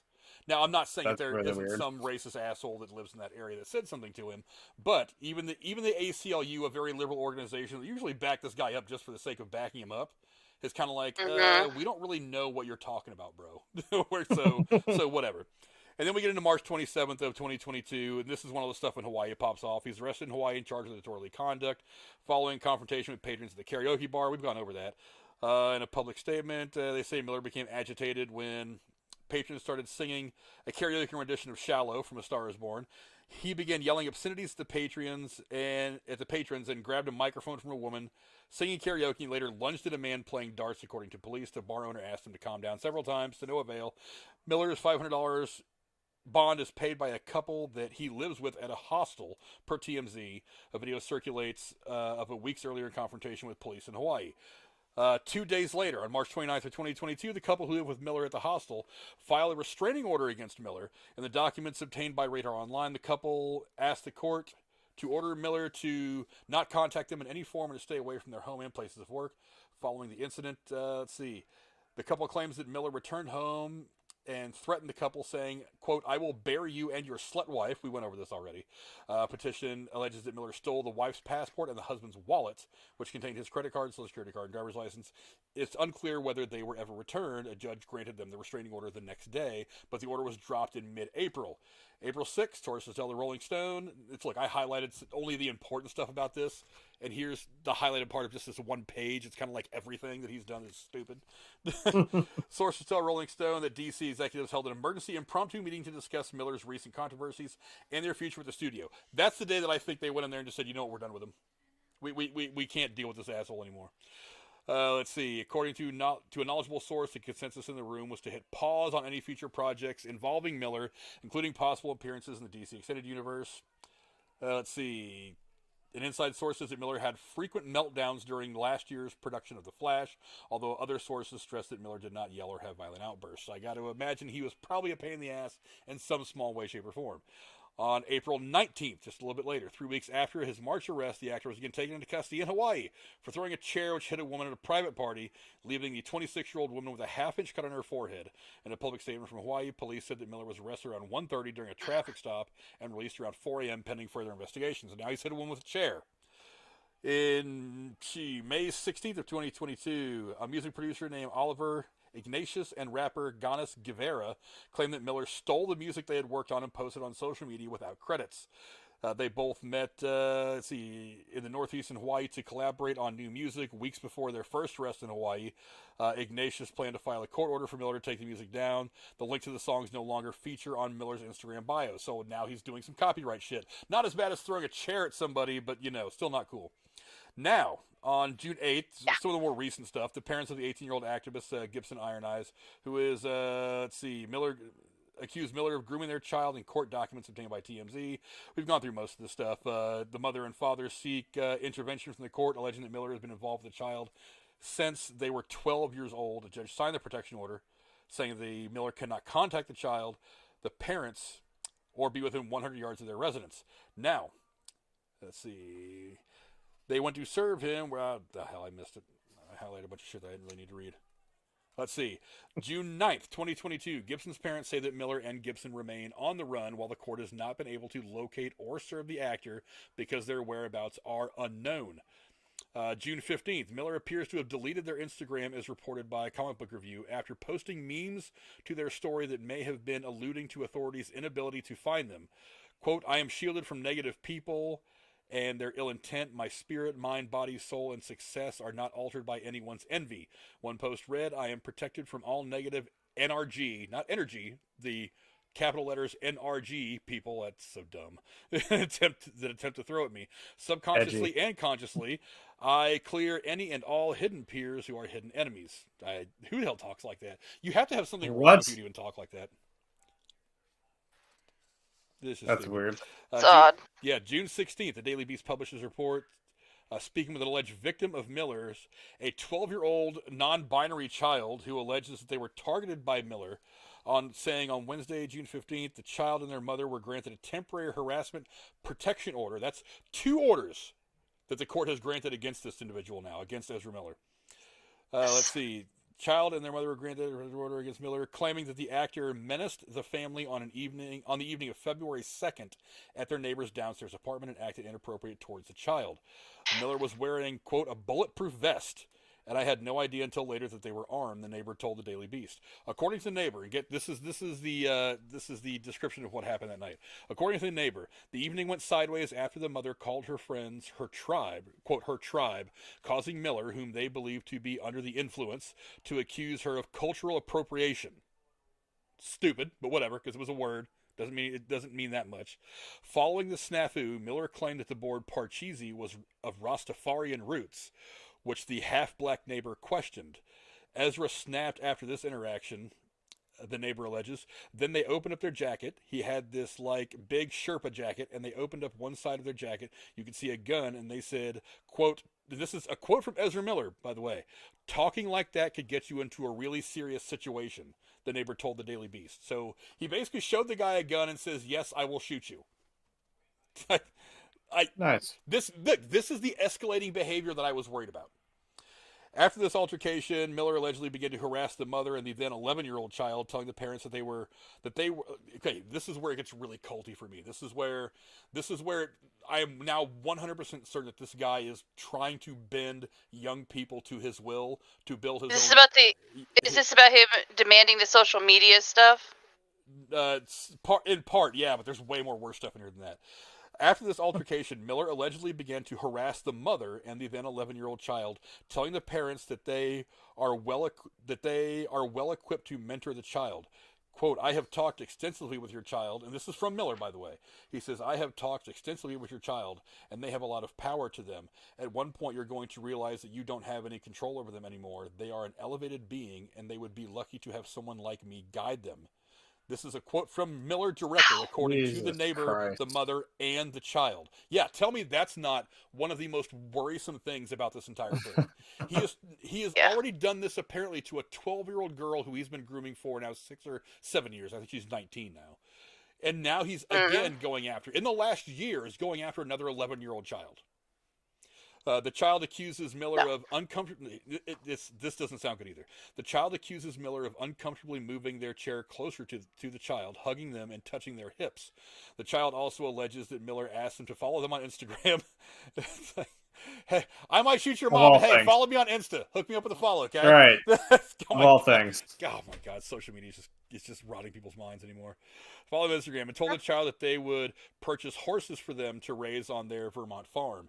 It was really uncomfortable. I was really nervous. I was scared to be around them after he'd yelled at my mother and she was crying, the child remembers. Miller returned to the home dressed as a cowboy on June 4th to apologize. Uninvited, by the way.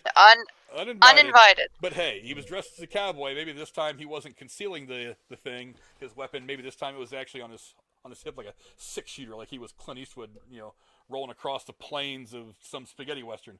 Look, I thought you were gonna say he was like Alec Baldwin, but too soon.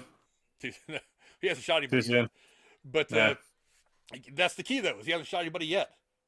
Now I worry here. What happens? Yeah, that's what we'll be talking about next week. Yeah, next week's story. But what happens with this Takata Iron Eye? She wakes up one morning and she goes, I don't know that this is the healthiest situation for me anymore. Maybe I should go home for a while and kind of reevaluate where I'm at. And then he says, no, you shouldn't. And she goes, well, I'm not saying that I'm never going to talk to you again. I just want to go home for a while and cool everything off with my parents before we start hanging out again. And he doesn't like that. And he decides to shoot her. And then next thing you know, Ezra Miller is not worried about whether he's going to be in the next Flash movie. He's worried about spending the rest of his life in federal fuck you in the ass prison.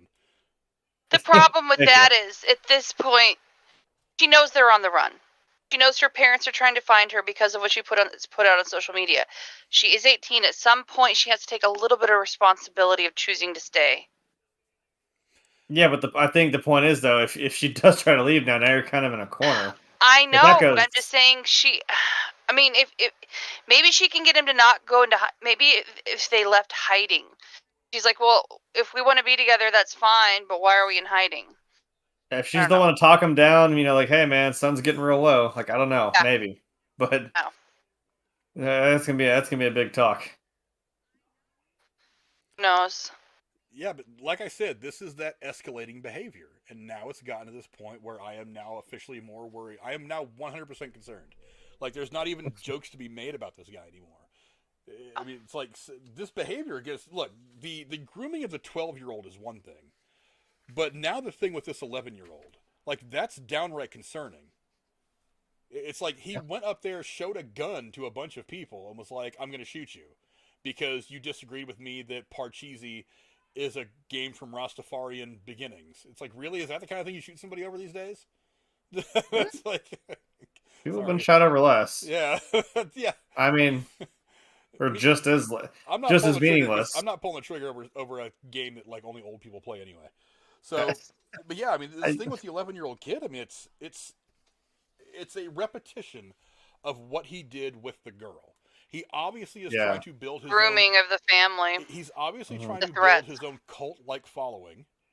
It's obvious that he has a severe mental problem and he needs a lot of help, a lot of fast. Because. Like how fast? Like fast, super fast. Like Speed Force fast. Like fast. You might be faster. You might be faster than Superman, but you need to be quicker than that, man. I mean, what can you say about this now? It's gotten to the point where I feel like people's lives are in danger. Yeah. And so, I mean, what do you do? I mean, Cora, you got any ideas? I don't know what to do with this guy anymore. I would say that there's got to be some type of intervention done. And they can't hide forever in this age of cameras everywhere and digital tracing of anybody. I mean, I just watched this documentary about Warren Jeffs on Netflix, okay? So did I. Great and they were talking about how he was actually caught, and it had to do with tracking the brother who was sending him money while Jeffs was on the run. So, he has to, like you guys said last week, he has to have some type of help. Resources or of whatever the fuck they're doing. There has to be some type of trail to follow, and I'm sure they will be found, and she will have an opportunity to talk to her parents. And if something tragic happens, it's bad. But the thing is, even if she's been groomed, this sounds like victim shaming, but what I'm trying to say is she has to, somewhere in the back of her head, have this idea that maybe something's not right about this. And I don't know. But if she doesn't know any better, you know what I mean? Because you've been doing this for since she was 12. She does in a way, because she knows her parent. I mean, if you were raised by your parents, and I don't know what their relationship is like, but, it's like if they're trying to find her and they're going to court about this, and then she goes to social media to say, leave me alone, I'm fine, I don't even want to talk to you. I don't know. That still sounds like him getting into her head. You know what I mean? It could be him, the one who posted it. A lot of people say. So you're pretty impressionable. I would say the sooner we find them, the better, and the sooner we somehow cut out the ability for him to sustain resources, as well, because. If we find him when he's not expecting it and she doesn't try to leave, then he likely doesn't have a chance to hurt her. You know what I'm saying? So I would say we just got to find him and catch him off guard, like Bonnie and Clyde. Going down the road. That's a bad comparison. Yeah, they're gonna be down the road. We're gonna riddle him with like fucking 500 bullets. It's like, how they got him. Not to kill them, but to to cross paths with them. I don't. Little Tommy gun still smoke. He's like, yeah, outrun that motherfucker. Reloads another drum. I don't know. Oh boy, I'm gonna shut up. I'm clearly not. No, that was a great analogy. Okay, I'll take it. I love that. Oh. Maybe hopefully it doesn't end the same damn way as Bunny and Clyde. No, but I think catching them off guard and intersecting with them when they least expect it will give her a chance to be separated from him without him having a chance to execute any type of plan of keeping her from surviving. Yeah. Oh. Yeah, but I mean, I don't know, Jeremy. You got any ideas? Because look, the problem is with I don't know. Speaking for the towards this girl, it's like sometimes they have to go through like the process of being involved, being happy with it, and then having the one thing that happens that kind of makes them wonder if they're in the right spot. There's kind of like these. That's got to be something big, though. It's these stages that you have to go through before you have that coming to Jesus moment where you realize that maybe you shouldn't be in the situation that you're in. So what is that situation? Would that situation have been if he would have actually drawn his gun and shot at these people at that party? Then maybe he should have been like, wait a minute, I don't know that this is right for me at all. I gotta walk away from this. I mean, whatever it is, whatever that process is, I hope she gets through it safely, and I hope she gets through it fast. And she comes to the realization that maybe this is not the guy she needs to be on the run with. And that hopefully maybe he comes to a realization, because, like I said, I was wondering about his resources. Not just can he get something like some kind of a weapon to do damage with, but how long can he hide? Because rich people, a lot of rich people will tend to keep a lot of cash, liquid money around to where it's harder to follow them as they're doing things. Like having some type of goods that you can sell at pawn shops. Well, not even that. Just like you can pay with this money through cash with a fake ID, and most people in a small town in Idaho or some shit like that, they're probably not going to look up from their newspaper or their TV long enough to look at you and see that you're Ezra Miller, the movie star. They're going to be like, oh yeah, your name's Tom Smith. Okay, whatever. Just sign here. Here's your room key. When you're on the run like this, these are kind of people that remember recently the lady who was a deputy pulled the guy out of jail she had a relationship with, and they were on the run and she ended up dying. So the way they stayed on the run is they were paying homeless people cash to go rent rooms, and they were taking the key, so they were off camera. It had nothing to do with registration. I mean, Ezra Miller could be doing something like that, having somebody else be the front person for everything. So. Yeah, BJ asked how and they could be doing disguises. Who knows? Yeah, BJ asked how long she's been in hiding. I think it's only really been like a week or two. It hasn't been that long. Once the parents went to court, then they went on the run. Well, the parents. Well, I think once just last week when the court order was signed, they went to go serve them, and that's when they realized that they were not any place where they were going to be easily found, and they haven't been able to find them since. So it's really just been like the last week, maybe 8-9 days. But I mean, it's not hard to disappear if you got a day of lead time. It's not hard to disappear, especially if you've got cash. He's got plenty of cash, I would imagine, and he's got way. I mean, maybe he's just like I said. It's most people don't look up from their newspaper or phone or whatever when they're cashing somebody out at the local grocery store. So, I mean, he could probably do a lot of stuff. I think they'd be using, the FBI might be using facial recognition software on cameras in places. Well, I mean, they probably are, but I mean, not every 7-Eleven in Podunk, North Dakota's got a camera system, It's like, I mean, I live in an area that's, fairly, not industrialized. It's fairly populated, and there's not cameras everywhere here. And I live literally, I could throw a baseball to the Air Force Base from here, and there's not a whole lot of cameras in my area. I mean, there's some that I know of, probably a few that I don't, but I mean, like I said, I hope that whatever process she goes through to understand that she has to get away from this guy happens fairly quickly. Because I really fear for her safety now. I fear for the safety of anybody who comes across him and does notice him and says, hey, wait a minute, aren't you Ezra Miller? And then if he gets spooked by being recognized by somebody, then that's one of those things where he's going to be like, oh no, now I feel like I'm in danger, and then he pulls a gun and there's a shootout. And then he's killed somebody else just because he got spooked. Any smart person would not actually approach him. It's like what they did with Elizabeth Smart when they eventually found her. Somebody recognized her, but they called it the authorities. They didn't approach her directly. Yeah, the world's full of people just aren't that smart. I mean, I was just watching this thing about fucking Ted Bundy. They're like, he's not a smart guy. He just knew what he was doing, and it was a lot different in the 70s. Like, they were like, oh, today he'd be caught in a fucking instant. It was just like he knew how to play the system at the time that he was in. It's like he wasn't smart at all, really. He knew some things, but not enough to. I don't know how you would do it now. That's the thing. Great point. I don't know. But like I said, again, we don't know how many people that he's got, how many people that are in his orbit that want to be in his orbit because they want to keep getting supported by him and the money that he has right now. They're saying, Ezra, just come crash in my basement or something for a couple days if you're in town. We'll hide you out.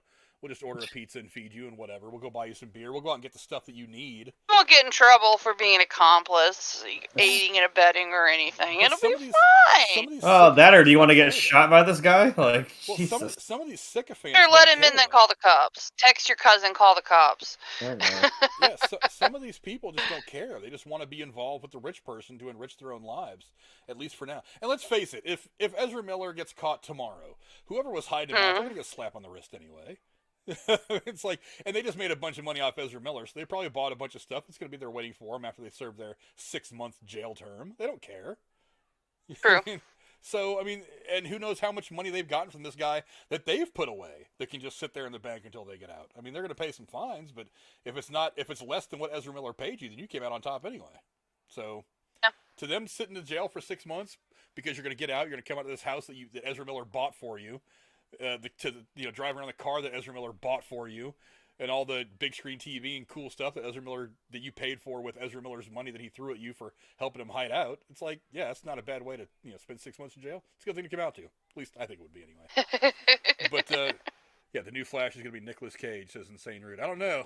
No, I got a better solution. Amber Heard wants to rebuild her career. Make her the female Flash. No. Give her a fucking job. Oh, hell no. Bad joke. She's going to be on OnlyFans in about a month. I don't know if anyone's even going to buy that, though. Her tagline's going to be donate to the Johnny Depp lawsuit fund. Pledge. Oh, just like Trump and the RNC, they'll collect all this money and only give, any money if it's over a certain amount, and all the money will go to pay someone's debts instead of going to a legal fund. No, I still think she needs to be in Squid Game Season 2. She got to pay off all that debt somehow. The real one. She gets killed first. Well, she doesn't actually have much. The only debt she has at this point is the settlement to Johnny Depp.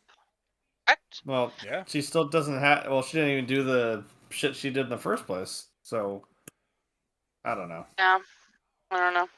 She's. Yeah, I'm done listening to her. She's bad people. She is bad people. She's terrible people. Yeah. She's so bad that we refer to her as two people. Multiple people. She's bad enough for multiple people. Yes.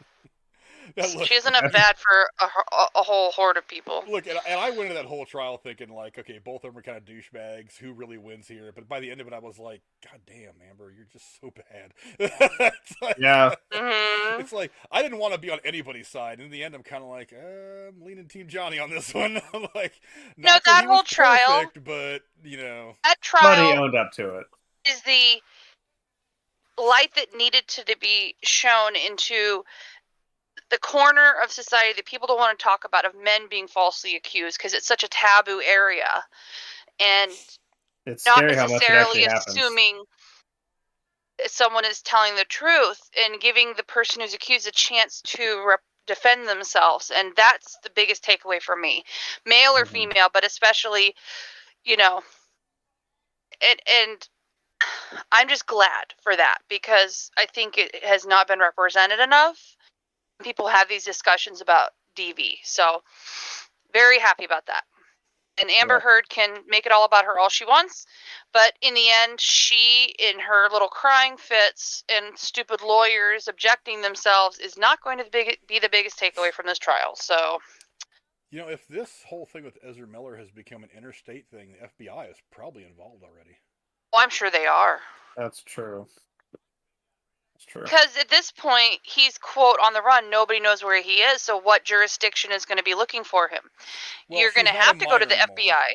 She's not a minor anymore, so whenever you think of minor across state lines, it automatically becomes a federal case. But she's not a minor anymore. You're still doing dumb shit there if you're going across state lines. But to serve a court order. Serve the paperwork from court, though. Yeah, but there is a court order that needs served. And if it's going to happen across state lines, I don't know. It goes to the federal marshals at that point, doesn't it? I'm not saying that Ezra Miller should be put on the FBI's 10 most wanted list or anything. I don't know that we've got to that point yet. We give it another couple of weeks. I'm sure we might see him on there. But yeah. But or if he does decide to shoot somebody, then it's definitely going to be ratcheted up then. But yeah, I don't know that this necessarily requires FBI involvement now. I'm pretty sure they've probably got a couple of FBI agents that are at least talking to somebody. and at least trying to find Ezra Miller. But I don't know. Very well said. You guys have voted in the chat. Let's see, 14 of you voted. I asked you guys, is Ezra Miller's career over? 79% of you said yes, while 21% of you said no. I'm interested in the people that said no. How do you think it's not over at this point? Now, look, if there's a outside possibility that if he just turns himself in right now and he deals with all this shit and he gets some mental help, he goes to AA, he gets himself cleaned up. He's only, what, 20, what did they say he was, 28, 29? He's 29. He's my 29. age. He's young. Yeah. He's still got a lot of life ahead not of him. he. Yeah, he's still got a lot of life ahead of him. So there's a possibility, but he's got to rein himself in now. I think if he doesn't, that that he's not castable for anything. Here's the thing that someone said. I don't remember. It was another chat when this subject came up, and basically said, "Do you really think this is all there is?" I think there's going to be a lot more that comes out of the woodwork, because once he's potentially in custody, I think you're going to see other people coming forward. Whether they're all true or not is a whole different matter. But I think that I don't think this is the last of the stories we'll hear about. I certainly hope this is the last that we hear. Well, we still got to find him. That's going to be a big story. Well, yeah, finding him is going to be a story. But then again, it's like, how desperate is he going to be if they finally corner him and this girl at a hotel and they're like, hey, we just want to serve you these papers and take this girl back to her parents, and then he freaks out and gets into a gunfight with the officers that are serving him the papers? I mean, that's not a good ending. I mean, get into a gunfight with the cops is not a good ending. that doesn't end well for you. That doesn't usually end well for the bad guy. I mean, more often than not, they leave in a bag. So, I don't know. I don't want it to get to this point. I don't want anything to happen to this girl. I don't, honestly, as much shit as I talk about the way he's behaving, I don't want anything to happen to Ezra Miller either. No. I want this guy to get help, because honestly, just taking all this shit away, I really enjoyed seeing him as the Flash. I mean, for as much shit as I give DC for not following the template that Marvel did and trying to do all these crazy, stupid things to try to get back in the game with Marvel, I enjoyed watching Ezra Miller as the character, and I wanted to see more of him as the character. But I mean, his behavior is it's just grown to something way beyond anything that he's done in this, anything he's did in like Fantastic Beasts, and like The Perks of Being a Wallflower, or We Have to Talk About Kevin, are two movies that he got a lot of buzz for being really, really good, and those are pretty good movies. So, I mean, it's like, it's sad that a talent has to be wasted on somebody that is got a clear mental issue and doesn't understand the gift that he's been given and and the positives that he can do with it. It's sad. And I want him to understand that, and to maybe find a way to maybe still use that gift that he's been given. But I mean, to come anywhere close to that, he's gonna have to stop acting like a douchebag.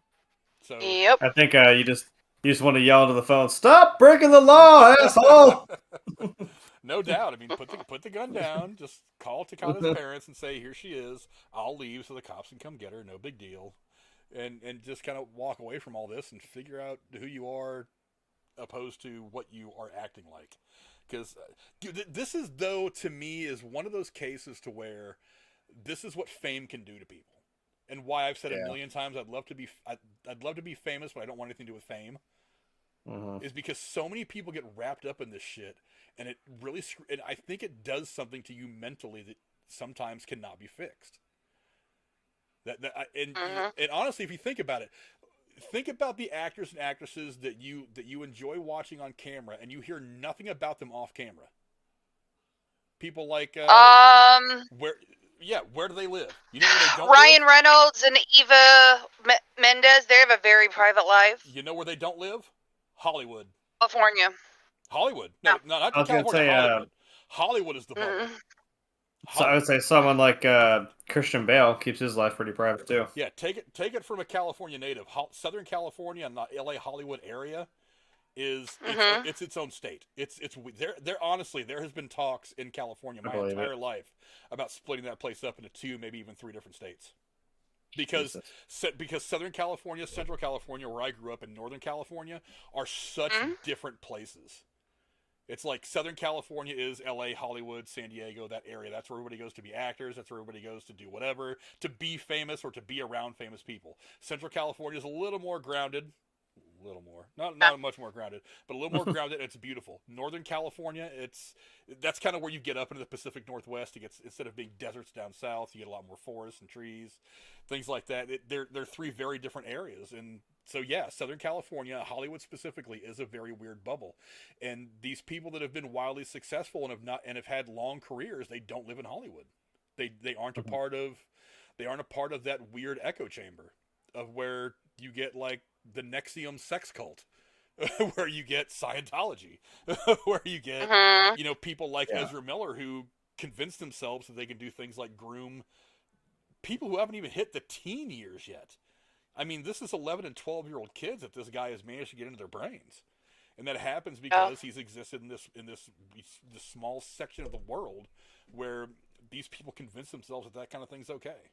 I mean, there's a reason why Weinstein got away with all the shit that he got away with for as long as he got away with it.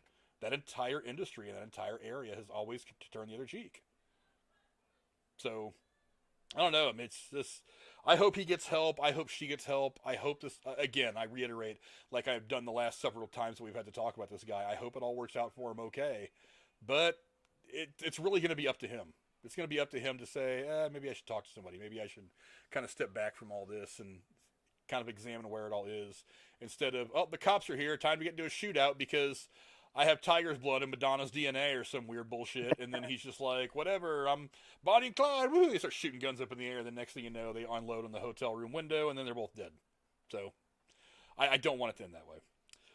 But yeah, BJ says, was in the Hollywood area on tour. The guide advised us to get back in the tour bus as soon as the sun starts to go down. Yeah. It's Southern California is a different beast. I got relatives in San Diego. I've got relatives in along the Arizona-California border. Not to mention where I grew up in the Bay Area near San Francisco. It's California is getting to be something else. Don't get me wrong. I love my home state. It will always be my home state. It will always be my favorite place in the world to be. But it's fucked up. It's really fucked up. You're talking to somebody who's from the West Coast as well. Oregon has changed so much. No, there's just but sentimental, yes. It's great in doses. That's what I've come to say the last couple of years. The West Coast is great in doses. Thank you. Doses. That was well said. It's kind of like heroin. It's good in small doses. It makes you feel good in small doses. Then you got to get away from it for a while. Yeah, the come down is not going to be very much fun either. But equally true is the fact that when you're there, you love to be there and you want to be there more. But you gotta walk away from it, or else you end up getting addicted to it. Then you end up getting rolled up in all the other bullshit. And next thing you know, you're hooking on Santa Monica Boulevard to pay your $7,000 a month rent. Or something, I don't know. But that seems like a pretty good place to start wrapping things up. Any final thoughts on Ezra Miller from you guys? I hope he isn't a big reason for us to talk about him next week. With any luck, we're talking about him turning himself in. That would be a hopeful story that I would actually like to talk about. But that's the answer. But whatever. I don't know. But I do want to thank all you guys who voted in the poll. All 14 of you guys, 78% of you said that Ezra Miller's career is over. Yeah, I'm thinking it's looking that way. And I want to thank also my wonderful co-hosts for being as kick-ass as they always are, starting with the Dowager Countess, Lady Cora. Where can the folks find you on the internet? Nowhere. Well, I've gotten a little more active on Twitter. So, yeah, I'm on there, but honestly, I'm just so busy. But, no. I'm here, and I look forward to all the content all of you, including Brooding Gamer and Jeremy and you create, and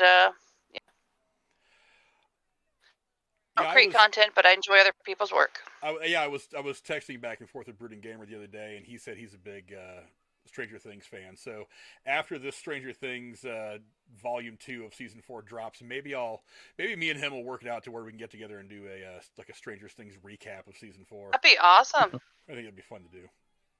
Have fun with that. I don't know. I'll work that out with him. And two, my hetero life mate, Jeremy. Where can the folks find you on the internet? No, I get to say it this time. Yay. Sorry.